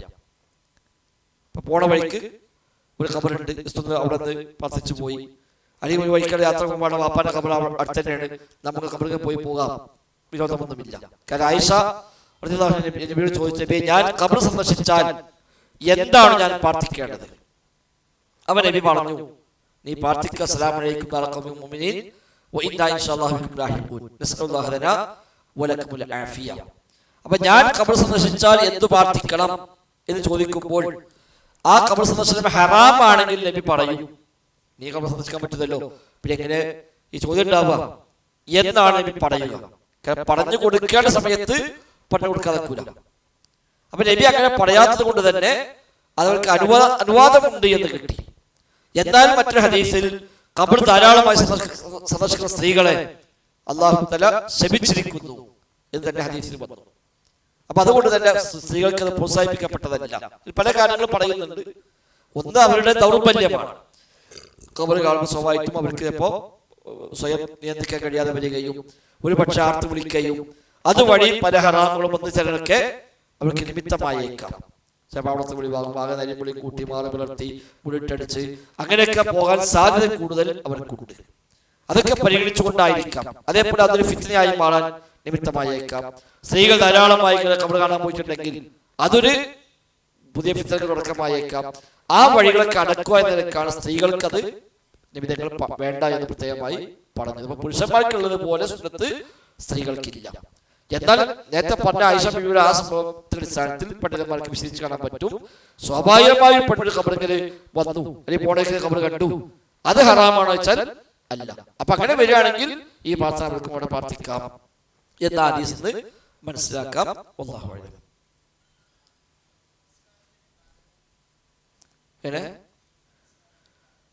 മയ്യിത്ത് നിസ്കാരത്തിന് കാലയളവ് എന്ന് പറഞ്ഞാൽ ഖബറിങ്ങനെ പോയി നിസ്കരിക്കാം. ഇത്ര കാലം പഴക്കമുള്ള മയ്യിത്തിനെ നിസ്കരിക്കാവൂ എന്ന് എവിടെയും പറഞ്ഞിട്ടില്ല. നബി സ്വല്ലല്ലാഹു അലൈഹി വസല്ലം തങ്ങൾ 1 മാസം വരെ പഴക്കമുള്ള മയ്യിത്തിന് വേണ്ടി നിസ്കരിച്ചതായി വന്നിട്ടുണ്ട്. സ്വഹാബിമാർ 6 മാസം വരെ പഴക്കമുള്ള ഖബറുകൾ ചെന്ന് നിസ്കരിച്ചതായിട്ടും വന്നിട്ടുണ്ട്. ഫത്ഹുൽ ബാരിയിലൊക്കെ കാണാൻ പറ്റും. അപ്പൊ പള്ളി അടിച്ചു പോയ സ്ത്രീ മരിച്ചപ്പോൾ അവർ രാത്രി മരിച്ചു, രാത്രി മറവ് ചെയ്തു. നബിയെ ബുദ്ധിമുട്ടിക്കണ്ടെന്ന് കഴിഞ്ഞിട്ട് അവർ നബിയെ വിളിച്ചില്ല. പിന്നീട് നബി ഞങ്ങൾ ദിവസങ്ങൾ കഴിഞ്ഞ് അവിടെ കാണാതായപ്പോൾ നബി ചോദിച്ചു, നമ്മുടെ പള്ളി അടിച്ചു കഴിഞ്ഞ ആ താത്ത അവിടെ പോയി. അതുകൊണ്ട് അവർ മരിച്ചല്ലോ നബിയെ. മരിച്ചോ, എന്തെങ്കിലും അറിയിക്കാതിരുന്നു, രാത്രിയാണ്, അപ്പൊ നിങ്ങൾ പ്രയാസപ്പെടുത്തണമെന്നൊക്കെ ഞങ്ങള് രാത്രി തന്നെ മറവ് ചെയ്തു. അപ്പൊ നബി ചോദിച്ചു, എന്താണ് നിങ്ങൾ ഓരോ കാര്യം നിസ്സാരമായി കണ്ട പോലെ ഉണ്ടല്ലോ, അത് പറ്റൂല.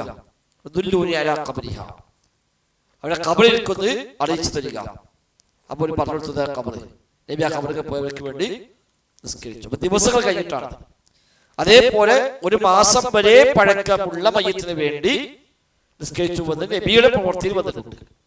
അതിലേറെ പറ്റാത്തതുകൊണ്ടല്ല, അതിൽ നബി ചെയ്തതായിട്ട് നമുക്ക് രേഖ കിട്ടിയിട്ടില്ല. സ്വഹാബിമാർ 6 മാസം വരെ പഴക്കമുള്ള ഖബറിൽ പോയി നിസ്കരിച്ചതും വന്നിട്ടുണ്ട്. അപ്പൊ അതിനർത്ഥം സ്വഹാബിമാർ മനസ്സിലാക്കിയത് ഈ 1 മാസം അത് നിശ്ചയിക്കപ്പെട്ട സമയമല്ല എന്നാണല്ലോ. അപ്പൊ പ്രത്യേക കാലാവധി പറയാൻ നമുക്ക് അങ്ങനെ തെളിവുകളൊന്നും ഇല്ല.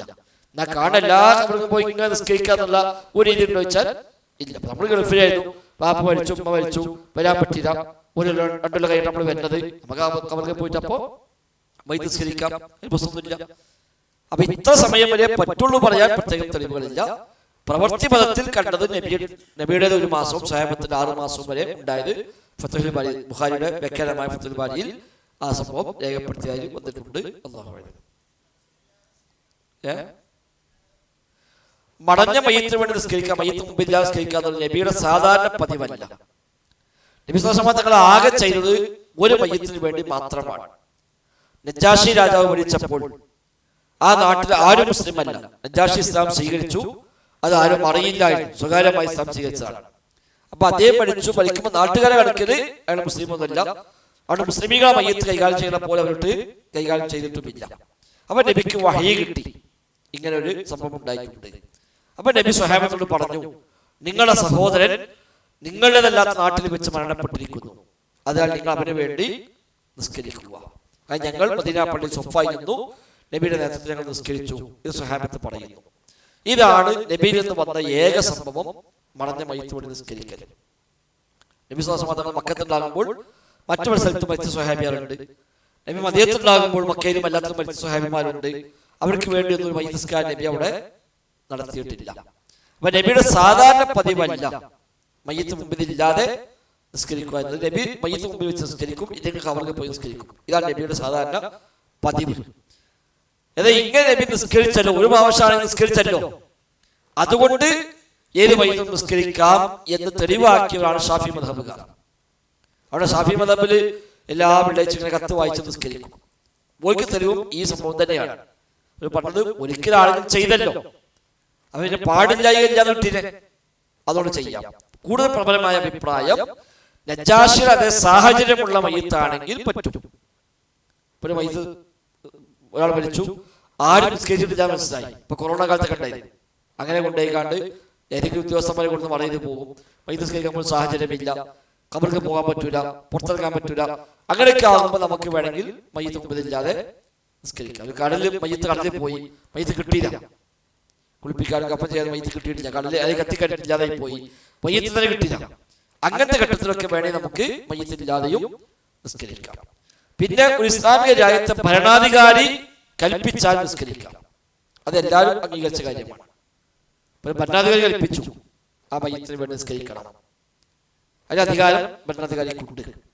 അപ്പൊ നമ്മൾ സൗദി അറേബ്യയുടെ മുഫ്തി ഭരിച്ചപ്പോൾ അടുത്ത ഭരണാധികാരിയുടെ ഓർഡർ വന്നു, സൗദി അറേബ്യയിലെ എല്ലാ പള്ളിയിലും അന്ന് അസറിന് ശേഷം മയ്യിത്ത് നിസ്കാരം വേണം എന്ന് ഭരണാധികാരി കൽപ്പിച്ചാൽ അത് പാലിക്കുകയാണ് പിന്നെ അവിടുത്തെ സുന്നത്ത്. അപ്പൊ അങ്ങനെ നിസ്കരിക്കാം. അത് നമുക്ക് ഇവിടെ ബാധകണ്ടോ? ഇല്ല. അദ്ദേഹത്തിന്റെ ഭരണം എവിടെയാണോ ആ ഭരണത്തിലുള്ള ആളുകൾക്ക് അത് നിർബന്ധമാണ്. അതല്ലാതെ എല്ലാ മയ്യത്തിലും അങ്ങനെ നമുക്ക് യഥേഷ്ടം എവിടെ വെച്ച് നിസ്കരിക്കാന്നുള്ള രീതി ഏതെന്നാലും ഇല്ല. ഏറി വന്നാൽ ഇപ്പൊ നമ്മൾ ഒരു ഉമ്മ മരിച്ചു, നമ്മൾ നിസ്കരിക്കാൻ പറ്റില്ല, നമ്മൾ മറ്റൊരു നാട്ടിലാണ്, അങ്ങനെയൊക്കെ ആകുമ്പോ നിസ്കരിച്ചാൽ തെറ്റാന്ന് പറയേണ്ടത് അത്ര നമുക്ക് അത് കിട്ടുള്ളൂ. അല്ലാതെ അത് നബിയുടെ സാധാരണ പതിവോ നബിയുടെ ഒരു മാതൃകയോ ഉള്ളതല്ല എന്നാണ് നമ്മൾ മനസ്സിലാകുന്നത്. അല്ലാഹു അക്ബർ.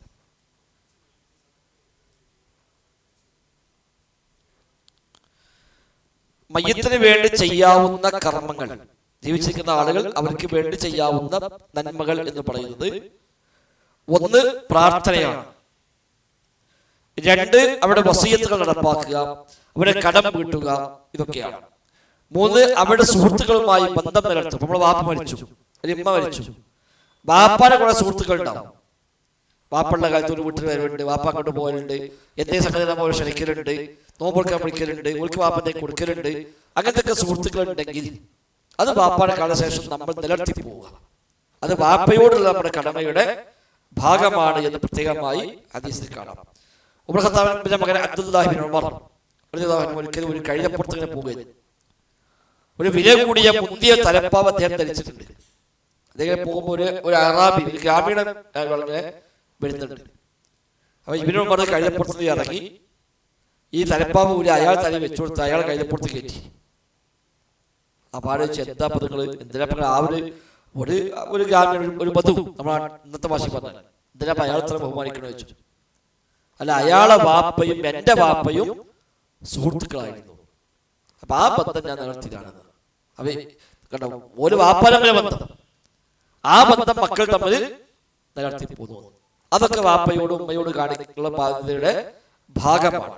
അപ്പൊ അങ്ങനെയൊക്കെ നമ്മൾ ശ്രദ്ധിക്കുക. പക്ഷെ അയൽപക്കത്തിൽ ചില ആളുകളുണ്ടാവും, അല്ലെങ്കിൽ വാപ്പനോട് സുഹൃത്തുക്കൾ, വാപ്പ മരിച്ചു, അതുകൊണ്ട് പിന്നെ നമ്മളെ വീട്ടുകാരെ ബന്ധില്ല, അത് പിന്നെ മുറിച്ചു പോയി, അങ്ങനെ മുറിച്ചു പോകാൻ പറ്റില്ല. അപ്പൊ നിലനിർത്തി പോവുക. ഇതൊക്കെ നമ്മൾ ചെയ്യാറുള്ളത്. ദാനധർമ്മങ്ങൾ പറ്റും, നബിതങ്ങൾ അനുവദിച്ചതാണ്, ഒരുപാട് ഹദീസിൽ വന്ന കാര്യമാണ്. നബിയോട് ചോദിക്കുന്ന ഒരുപാട് സന്ദർഭങ്ങളുണ്ട്. അവിടെയൊക്കെ നബി സ്വതക്ക ചെയ്യാൻ വേണ്ടി കൽപ്പിച്ചത് കാണാൻ കഴിയും.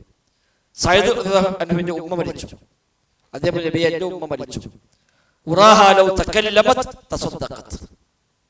എന്റെ ഉമ്മാക്ക് സംസാരിക്കാൻ പറ്റുകയാണെങ്കിൽ സ്വതക്ക ചെയ്യുമായിരുന്നു. ആ ഉമ്മ മരിച്ചുപോയി, ഞാൻ സ്വതക്ക ചെയ്താൽ ഉമ്മാക്ക് അതുകൊണ്ട് ഉപകാരം കിട്ടുമോ? നബി അത് കിട്ടും, നീ ചെയ്തോ. അപ്പൊ ചോദിച്ചു, നബി എന്താണ് ഞാൻ ചെയ്യാൻ നല്ലത്? അപ്പൊ നബി ഒരു കാര്യം ചെയ്യേ, ഒരു കിണർ കുഴിച്ചോ, ആൾക്കെല്ലാം വെള്ളം കുടിക്കാൻ പറ്റുന്ന പൊതുവായ ഒരു കിണർ കുഴിച്ചോ, ആളുകളൊക്കെ ഉപയോഗിച്ചോട്ടെ. കിണർ കുഴിച്ചു. ആ കിണർ സയ്യിദിന്റെ ഉമ്മയുടെ കിണർ എന്ന പേരിൽ ആ കിണർ അവിടെ അറിയപ്പെട്ടിരുന്നു എന്ന് കാണാൻ പറ്റും. ഒരുപാട് കാലം ധാരാളം ആളുകൾ വെള്ളം കുടിക്കുന്ന കിണറായി അതവിടെ നിലനിന്ന് പോകുന്നുണ്ട്. അപ്പൊ അങ്ങനെയൊക്കെയുള്ള ഏതും പറ്റും. ഇപ്പൊ ദാനധർമ്മം ഏതും ചെയ്യാം. ഒരാൾ ഭക്ഷണം കൊടുത്തു, അരി കൊടുത്തൊന്നും തെറ്റായി കാണുന്നില്ല. പക്ഷെ നമ്മുടെ നാട്ടിൽ പൊതുവെ വെച്ചാൽ ഈ 3, 7, 14 ഒക്കെ ഒരു ബദലായിക്കൂടെ പലപ്പോഴും ഇതൊക്കെ വരുന്നത്. ഇപ്പൊ അങ്ങനെ മാറുന്നത് 3, 7 എന്നൊക്കെ പറയുന്നുണ്ട്. അതിന് പകരം 7 ഒരു പോത്തിനടുത്തിട്ട് അതാണ് വിതരണം ചെയ്യാം, അരി അരിയോട് വിതരണം ചെയ്യാം. ആൾക്കാരെ കണ്ടത് പോലെ ചെയ്തതായും ചെയ്തു, മറ്റു രക്ഷപ്പെടും ചെയ്തു. അങ്ങനെയാണെങ്കിൽ പറ്റൂല. അതിന്റെ ഭാഗമായിട്ടാണ് പറ്റില്ല. 3, 7, 14 ഒക്കെ ആണെങ്കിൽ അത് പറ്റൂല, അതൊരു അനാചാരമാണ്. അതേസമയം സ്വതന്ത്രമായിട്ട് നമ്മൾ ഉമ്മാക്ക വാപ്പാക്കാൻ വേണ്ടി നമ്മൾ ഒരു സ്വതക്ക ചെയ്യുന്നു, വിരോധമൊന്നുമില്ല. അങ്ങനെ ചെയ്യുകയാണെങ്കിൽ ഏറ്റവും ബുദ്ധി എന്ന് വെച്ചാൽ ആ പൈസ എത്രയാണെങ്കിലും അതൊരു സ്ഥിരം നിൽക്കുന്ന സംവിധാനത്തിലാണെങ്കിൽ അത് കുറച്ച് ഉപകാരപ്പെടും. ഒരു പൂത്തത്തോട് 50,000 അതേ 50,000 വേണ്ടി അപ്പുറത്തേക്കാണ്ട് വളർന്നെങ്കിൽ ഒരു കിണറോ അതേ പള്ളിക്ക് നമ്മളെ ഒരു 100 സിമെന്റോ ഒക്കെ വാങ്ങിക്കൊടുക്കാൻ പറ്റും. അത് കാലാകാലോടെ കിടന്നോളൂ. അപ്പൊ അങ്ങനത്തെ ആയാൽ നിൽക്കുന്ന കാലത്തോളം അതിന് പ്രതിഫലം കിട്ടുകയും ചെയ്യും. അപ്പൊ അതൊക്കെ സ്വതക്ക നമുക്ക് ഏതുമാവാം, പക്ഷെ പ്രത്യേകമായ ആചാരമാക്കി മാറ്റാതിരിക്കാൻ പ്രത്യേകമായി നമ്മൾ ശ്രദ്ധിക്കണം എന്ന് മാത്രം അല്ലാഹു അഅലം.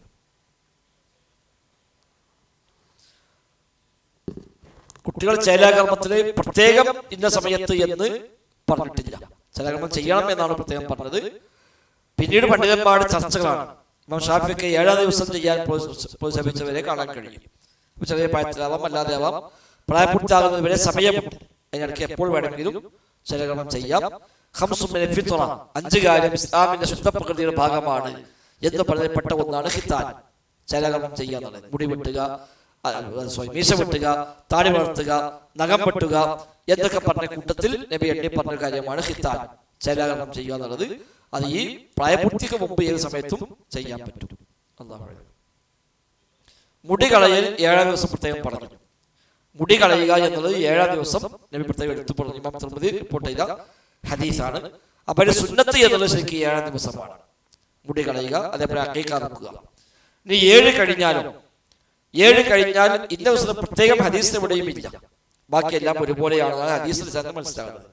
എന്നാൽ ഈ ഹദീസ് ഉദ്ധരിച്ച ഇമാം തിർമിദി അടക്കം പറഞ്ഞു, ഖാല അഹ്ലുൽ ഇൽമി, പണ്ഡിതന്മാർ പറഞ്ഞിരിക്കുന്നു എന്ന് പറഞ്ഞുകൊണ്ട് ഇമാം തിർമിദി പറഞ്ഞു 7 കഴിഞ്ഞില്ലെങ്കിൽ അടുത്ത 7 എന്നതിലേക്ക് 14, പിന്നത്തെ 71, അത് 7ന്റെ ഗുണിതങ്ങളായി പോവുക എന്നുള്ളത് അത് ഹദീസിൽ വന്നതല്ല.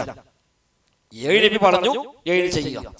7 ചെയ്യാൻ പ്രയാസം വന്നു, എന്തേ രോഗം കൊണ്ട് കുട്ടിക്ക് പ്രയാസമുണ്ട്, മറ്റു ബുദ്ധിമുട്ടുകളുണ്ട്, അത് ചെയ്യാൻ പറ്റില്ല എങ്കിൽ അടുത്ത 7 എന്ന് പറഞ്ഞാൽ ഒരു 7 പാലിച്ചല്ലോ എന്ന നിലക്കുള്ള ഒരു ഗവേഷണമാണ് അത്.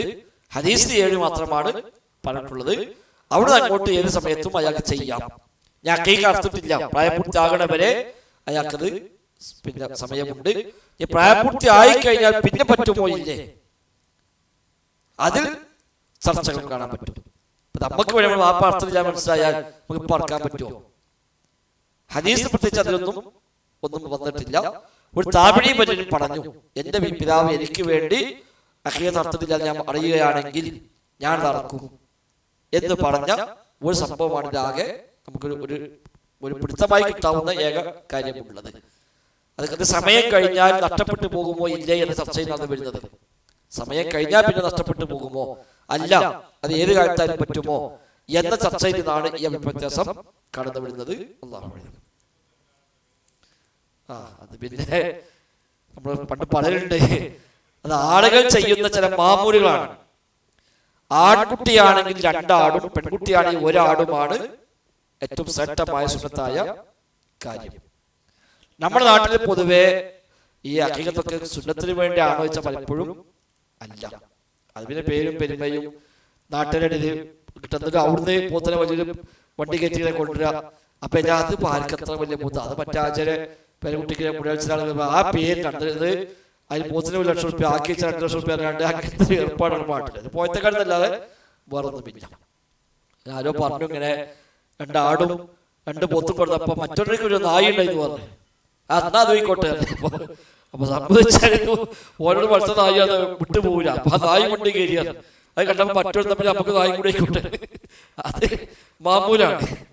അതല്ല, ശരിക്കും നബി ആടെ അർത്ഥിട്ടുള്ളൂ, നബി ആടെ പറഞ്ഞിട്ടുള്ളൂ. അവിടെ ആടാണ് ഏറ്റവും ശ്രേഷ്ഠമായത്, ഏറ്റവും അഫ്ദലായത്. മാത്രമല്ല പശു അർത്ഥം ആയിഷബി പറഞ്ഞു സുബ്ഹാനല്ലാഹ്, നബി ആടല്ല അർത്ഥത്തില്ലല്ലോ എന്ന് പറഞ്ഞത് വരെ ഉദ്ധരിക്കപ്പെടുന്നുണ്ട്. അപ്പൊ നമുക്ക് അത് പാടില്ല എന്ന് പറയണ്ട, അതുകൊണ്ട് അഖീഖത്ത് വിടില്ല എന്ന് പറയണ്ട. പക്ഷെ ഏറ്റവും ശ്രേഷ്ഠമായതും അഫ്ദലായതും ആടാണ്. ആൺകുട്ടിക്ക് 2 ആട്, പെൺകുട്ടിക്ക് 1 ആട്. ഇനിയിപ്പോ ആൺകുട്ടിക്ക് 1 ആട് അടത്താലും ബാധ്യത കൂടും. കാരണം ഹസൻ ഹുസൈന് വേണ്ടി നബി ഓരോ ആട് അടത്തു എന്ന് വന്നിട്ടുണ്ട്. ഹസൻ ഹുസൈന് വേണ്ടി ഓരോ ആട് നബി അടത്തു. അപ്പൊ അത് മതിയാകും എന്ന് പഠിപ്പിക്കാനായിരിക്കും ചിലപ്പോൾ. 1 അടത്താലും മതിയാകും എന്ന് പഠിപ്പിക്കാൻ വേണ്ടി ആയിരിക്കാം ഒരു പക്ഷെ നബി അങ്ങനെ ചെയ്യുന്നത്. അപ്പൊ ആൺകുട്ടിക്ക് 1 ആട് അടത്താലും അത് മതി. 2 ആടാണ് ഏറ്റവും അഫ്ദലായത്, പെൺകുട്ടിക്ക് 1 ആട്. അതല്ലാത്ത പശു അല്ലെങ്കിൽ പോത്ത് ആ നിലക്കുള്ള മൃഗങ്ങൾ അടത്താൻ അഖീഖത്ത് ആവൂലാതെ കൂടൂലെന്ന് പറയണ്ട. എന്നാലും അവിടെ പെരുമയും ഒരു കിബറൊന്നും അല്ല ഇതിന് പ്രേരിപ്പിക്കേണ്ട ഘടകങ്ങൾ. പലപ്പോഴും അങ്ങനെയാണ്. ഒരാളിനോട് കുറെ വന്ന് തിരിച്ചു പച്ചക്കെ ചോദിച്ചു അവർക്ക് പോത്തടക്കണം. അപ്പൊ അതിനെന്തേ ഒപ്പിട്ട് നോക്കാൻ വേണ്ടി പല കോലത്തും നോക്കിക്കാൻ നമ്മൾ ഹദീസ് ഇത്രയേ ഉള്ളൂ ആട് അടക്കേണ്ടത്. ലാസ്റ്റ് ഒപ്പം പിന്നെ അള്ളാഹ്ക്ക് വേണ്ടി ഒരു ആടും നാട്ടിലേക്ക് വേണ്ടി പോത്ത് പോയിക്കോട്ടെ. എന്തായാലും അത് ഒഴിവാക്കാൻ കഴിഞ്ഞ നാട്ടിനെ പഠിപ്പിച്ചാണ്ട് ഒരു സംഗതി പറ്റൂല. അതാണുള്ളത്. 7 ദിവസം സുന്നത്തൊക്കെ വിളിച്ചു വയ്ക്കും, അയ്മ സുന്നത്ത് നോക്കും, മറ്റീമില് അത് നോക്കൂല. അപ്പൊ അതൊക്കെ വെറുതെ നാട്ടിൽ കിബറും വലിപ്പത്തലും ആയി അത് കിട്ടും, പറഞ്ഞിട്ടുണ്ടാവില്ല. അതിന് ചിലപ്പോൾ ആടർത്താൻ കിട്ടില്ല. ആ നിൽക്കാൻ ആടർത്താൻ പോലും കുരുട്ടിക്കൊള്ളുന്നില്ല.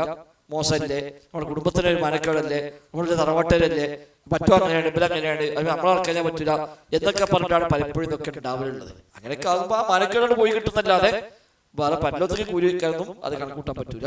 അല്ലാഹു അഅലം. കളഞ്ഞ മുടിയുടെ തൂക്കത്തിന് സ്വർണ്ണമോ വെള്ളിയോ ദാനം ചെയ്യാൻ ഹദീസിലുണ്ട്. ഹസൻ ഹുസൈന്റെ മുടി കളഞ്ഞപ്പോൾ ഫാത്തിമയോട് പറഞ്ഞു, അവരെ മുടി തൂക്കുക, ആ തൂക്കത്തിന് സ്വർണ്ണമോ വെള്ളിയോ നീ ദാനം ചെയ്യുന്ന ഹദീസുണ്ട്. ഹസനായി റിപ്പോർട്ട് ചെയ്യപ്പെട്ട ഹദീസാണ്. അപ്പൊ അത് പ്രകാരം അത് സുന്നത്താണ്, അത് ചെയ്യാം. ആ മുടിയുടെ തൂക്കം എത്രയാണോ ആ തൂക്കത്തിനനുസരിച്ച് ഒന്നുകിൽ സ്വർണം അല്ലെങ്കിൽ വെള്ളി അല്ലെങ്കിൽ അതിന്റെ മൂല്യം ഒരു സ്വതക്ക, അതാണ് പേര് ഉദ്ദേശിച്ചത്. ഒരു സ്വതക്ക അവിടെ നടക്കാത്തതാണ്. അത് ചെയ്യാൻ പറ്റുക നല്ല കാര്യം, സുന്നത്തായ കാര്യമാണ്, ഒക്കെ ചെയ്യാം. ഇപ്പൊ ചെയ്തില്ല, ആ സുന്നത്ത് നഷ്ടപ്പെട്ടതല്ലാതെ വേറെ കുഴപ്പമൊന്നും വരാനില്ല. പെണ്ണാട് പറ്റും, ആട് ഏതും പറ്റും. ഉദയത്ത് ഇറക്കാനും അതേപോലെ ഉദയത്ത് ഇറക്കാനും അക്കീത്ത് ഇറക്കാനൊക്കെ ആണാടേ പറ്റുള്ളൂന്നില്ല.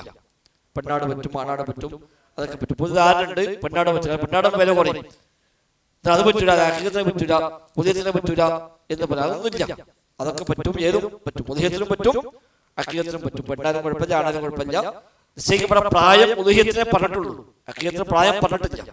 ഉദയത്തിന് പ്രായം പറഞ്ഞു, അക്കീത്തിന് പ്രത്യേകം പ്രായം പറഞ്ഞില്ല. പിന്നെ ഇതിമ ഖിയാസാക്കി ചില പണ്ഡിതന്മാരെ പറഞ്ഞു, ഉദയത്തിന് ഏതൊക്കെ പറ്റുമോ അത് അക്കീകത്തിനും പറ്റും. ഇപ്പൊ ഷാഫി മദ്ഹബിലൊക്കെ അങ്ങനെയാണ്. ഷാഫി മദ്ഹബിൽ ഉദയത്തും അക്കീകത്തും എല്ലാ അർത്ഥത്തിലും ഒരുപോലെ തുല്യപ്പെടുത്താം എന്നാണ് ഷാഫി മദ്ഹബിലെ ഹുക്മ്. അതുകൊണ്ടാണ് ചില ഉസ്താദന്മാരൊക്കെ പറയും അക്കീകത്തിൽ നമുക്ക് ഷെയർ ഇടാൻ പറ്റുന്നത്, 2 3 ഷെയറായിട്ടൊക്കെ പൂത്തിനടക്കാം എന്ന് വരെ ഒരു ഫത്വ കൊടുക്കും. ഫിഖ് ചർച്ച ഉണ്ട്.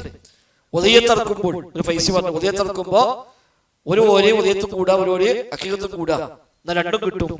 അപ്പൊ ഷാഫി മദ്ഹബ് അനുസരിച്ച് അത് കിട്ടും, നമുക്ക് ഇല്ലാന്ന് പറയാൻ പറ്റില്ല. പക്ഷെ അവര് തെളിവാക്കി എന്താണ്, ഉദയത്തിനുള്ള എല്ലാ ഹുക്മും അക്കീകത്തിനും ബാധകമാണ് എന്ന ഖിയാസാണ് അവരത് അടിസ്ഥാനമായി സ്വീകരിച്ചിട്ടുള്ളത്. നബിതങ്ങൾ പ്രത്യേകമായ അക്കീകത്ത് അങ്ങനത്തൊന്നും പറഞ്ഞിട്ടില്ല. അവിടെ അക്കീകത്ത് നബി പറഞ്ഞു ഒരു അറിവ് നടക്കണം എന്നേ ഉള്ളൂ. ആ കുട്ടിക്ക് വേണ്ടി ഒരു അറിവ് ബിദബിഹിയാണ്. എല്ലാ കുട്ടികളും ആ അറിവ് കൊണ്ട് പണയപ്പെടുത്തപ്പെട്ടവരാകുന്നു. അപ്പൊ അതൊരു ബാധ്യത പോലെ നിശ്ചയിച്ചതാണ് ഒരു അറിവ്. ഒരു അറിവുണ്ടാകണം എന്നേ ഉള്ളൂ. അല്ല അത് എല്ലാവർക്കും വിതരണം ചെയ്യണമെന്നോ നാട്ടിൽ മൊത്തം കൊടുക്കണമെന്നോ ഫക്കീറന്മാർക്ക് കൊടുക്കണമെന്നോ ഒന്നുമില്ല. ഉദയത്താകുമ്പോൾ ഫക്കീറിന് വേണം, മിസ്കീന് വേണം, ഹദിയ വേണം എന്നൊക്കെ പറഞ്ഞു. ഉദയത്തിന് 3 ഐറ്റം പോകണം. 1 സ്വതക്ക, 2 ഹദിയ, 3 നമ്മൾ ഭക്ഷിക്കുക. ഹഖീഖത്ത് അതും പ്രത്യേകം പറഞ്ഞിട്ടില്ല, പ്രായം പ്രത്യേകം പറഞ്ഞിട്ടില്ല. അവിടെ അറിവ് നടക്കണം എന്നേ ഉള്ളൂ. അതുകൊണ്ട് തന്നെ അയിമ ഖിയാസാക്കിയ ആളുകൾ അതിന്റെ എല്ലാ ഹുക്മിനും ബാധകമാക്കും. പക്ഷെ ഹഖീഖത്ത് അങ്ങനത്തെ പ്രത്യേകം നമുക്ക് തെളിവുകൾ വരാത്തതുകൊണ്ട് തന്നെ അത് പാലിക്കൽ ബാധ്യതയൊന്നുമില്ല. അവിടെ ഹഖീഖത്തിലാവട്ടെ ഉദയത്തിലാവട്ടെ പെണ്ണാട് അടക്കാൻ പറ്റും, ആണാട് അടക്കാൻ പറ്റും. അത് ഹഖീഖത്ത് ഏതായാലും പറ്റും, ഉദയത്തിലും പറ്റും. അല്ലാഹു അഅലം. ഹഖീഖത്ത് ഉദയത്തൊക്കെ കൊടുക്കുമ്പോൾ മുസ്ലിമിന് മാത്രമേ കൊടുക്കാവൂ പ്രത്യേകം പറഞ്ഞിട്ടില്ല. അതാർക്കും കൊടുക്കാം. മാത്രമല്ല ഉദയത്തിന് പ്രത്യേകം പറഞ്ഞത് നിങ്ങൾ ഭക്ഷിക്കുക, ചോദിച്ചു വരുന്നവർക്കും ചോദിക്കാതെ മാറി നിൽക്കുന്നവർക്കും നിങ്ങൾ നൽകുകയും ചെയ്യുക എന്നാണ്. അപ്പൊ ചോദിച്ചു വരുന്നവർ ആരുണ്ടാവാം, ചോദിച്ചു വരുന്നവർ മുസ്ലിം മാത്രമേ ഉണ്ടാവുള്ളൂ, ജനം ആരും വരാം.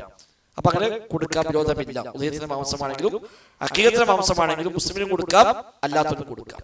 സക്കാത്ത് മാത്രമാണ് മുസ്ലിമേക്ക് മാത്രമേ, അത് മുസ്ലിമേക്ക് അല്ല, മുസ്ലിമീകൾ തന്നെ എല്ലാവർക്കും പറ്റൂല. മുസ്ലിമീകളിൽ തന്നെ 8 അവകാശികൾ പറഞ്ഞു, അവർക്ക് മാത്രമേ കൊടുക്കാൻ പറ്റുള്ളൂ. അല്ലാത്തൊരു മുസ്ലിം കൊടുത്താൽ പോലും അത് സ്വീകാര്യവുമല്ല. അല്ലാഹു അക്ബർ.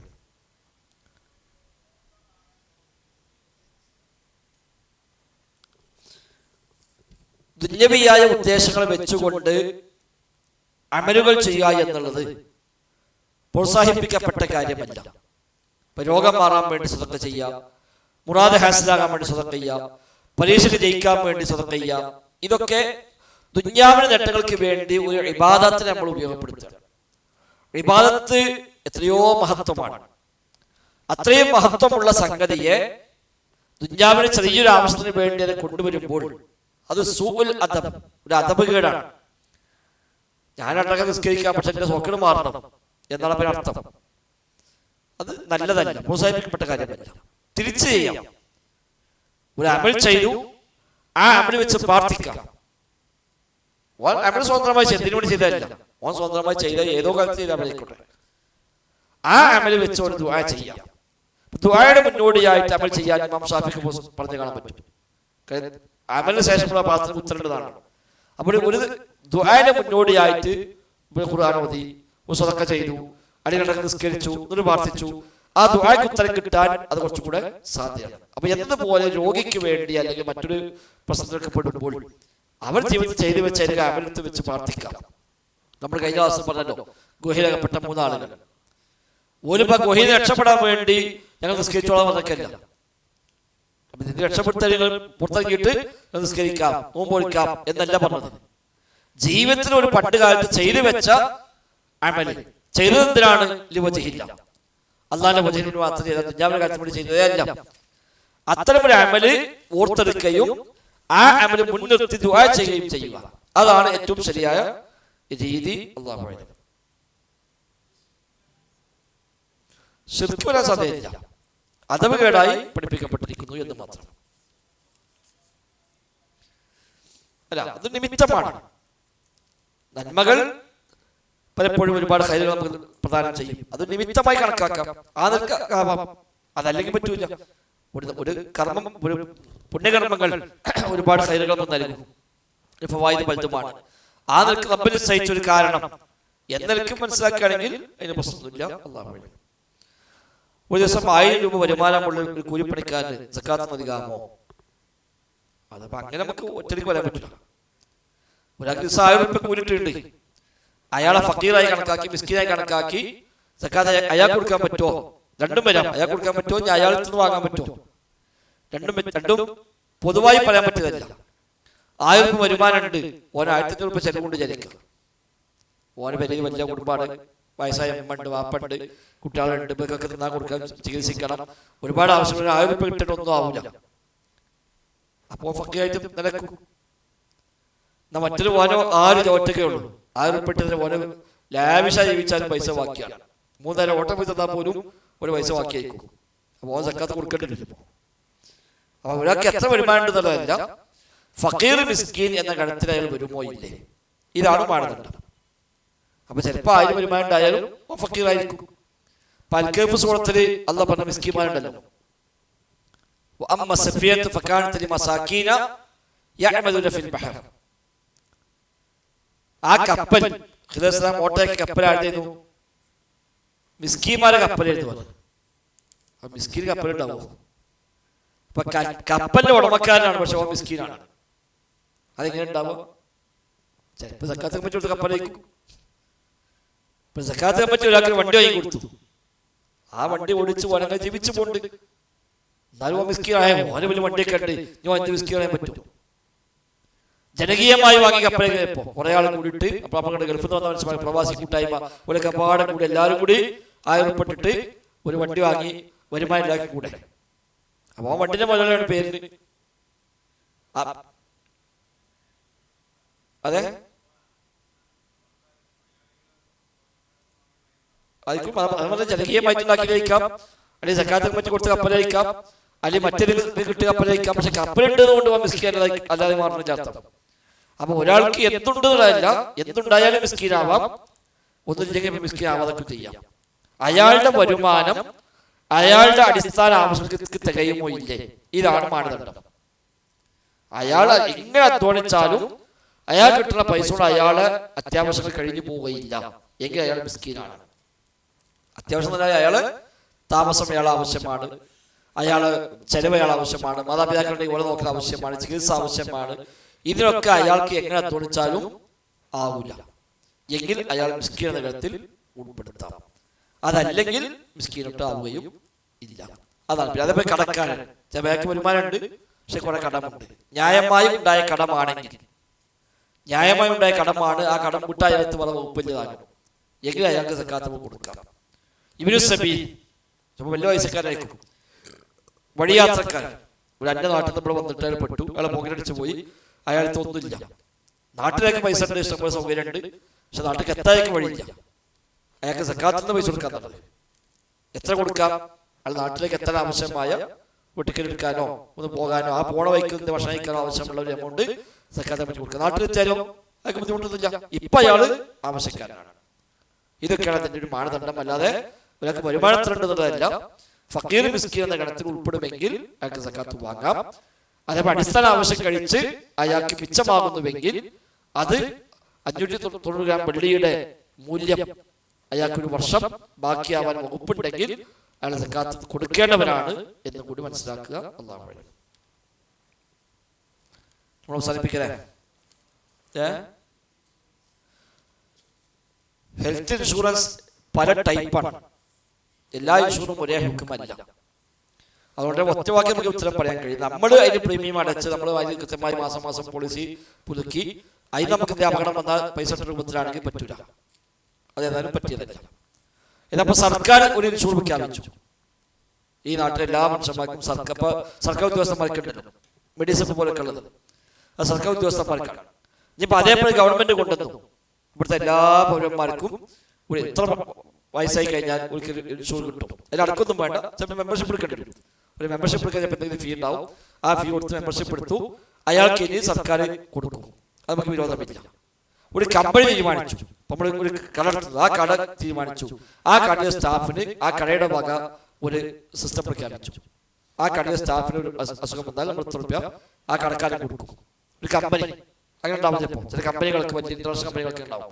ആ കമ്പനി ജോലി കിട്ടി കഴിഞ്ഞാൽ കമ്പനിക്കാരന്റെ വക ചില ഓഫർ നമുക്ക് ഉണ്ടാവും. ആ കമ്പനി സ്റ്റാഫാണോ ₹100 ചികിത്സ കമ്പനി വഹിക്കും. ആവാം, ഈ വിരോധമില്ല, നമുക്ക് ഏറ്റെടുക്കാം. ഇപ്പൊ നമ്മൾ കൂടി തീരുമാനിക്കാണെങ്കിൽ നമ്മൾ തീരുമാനിച്ചു നമ്മൾ അവസരം പഠിച്ചു ബന്ധപ്പെട്ട് തീരുമാനിച്ചാൽ വിസ്തം തീരുമാനിച്ചു. വിസ്തത്തിൽ മെമ്പർഷിപ്പുള്ള എല്ലാ മെമ്പർമാർക്കും നമ്മളൊരു സിസ്റ്റം നടപ്പാക്കി ആ സിസ്റ്റത്തിലൂടെ വരുന്ന എല്ലാവർക്കും അതിന് നമ്മൾ സംവിധാനമാക്കി കൊടുക്കും. നമുക്ക് തീരുമാനിക്കാൻ പറ്റും, അതെടുക്കാം.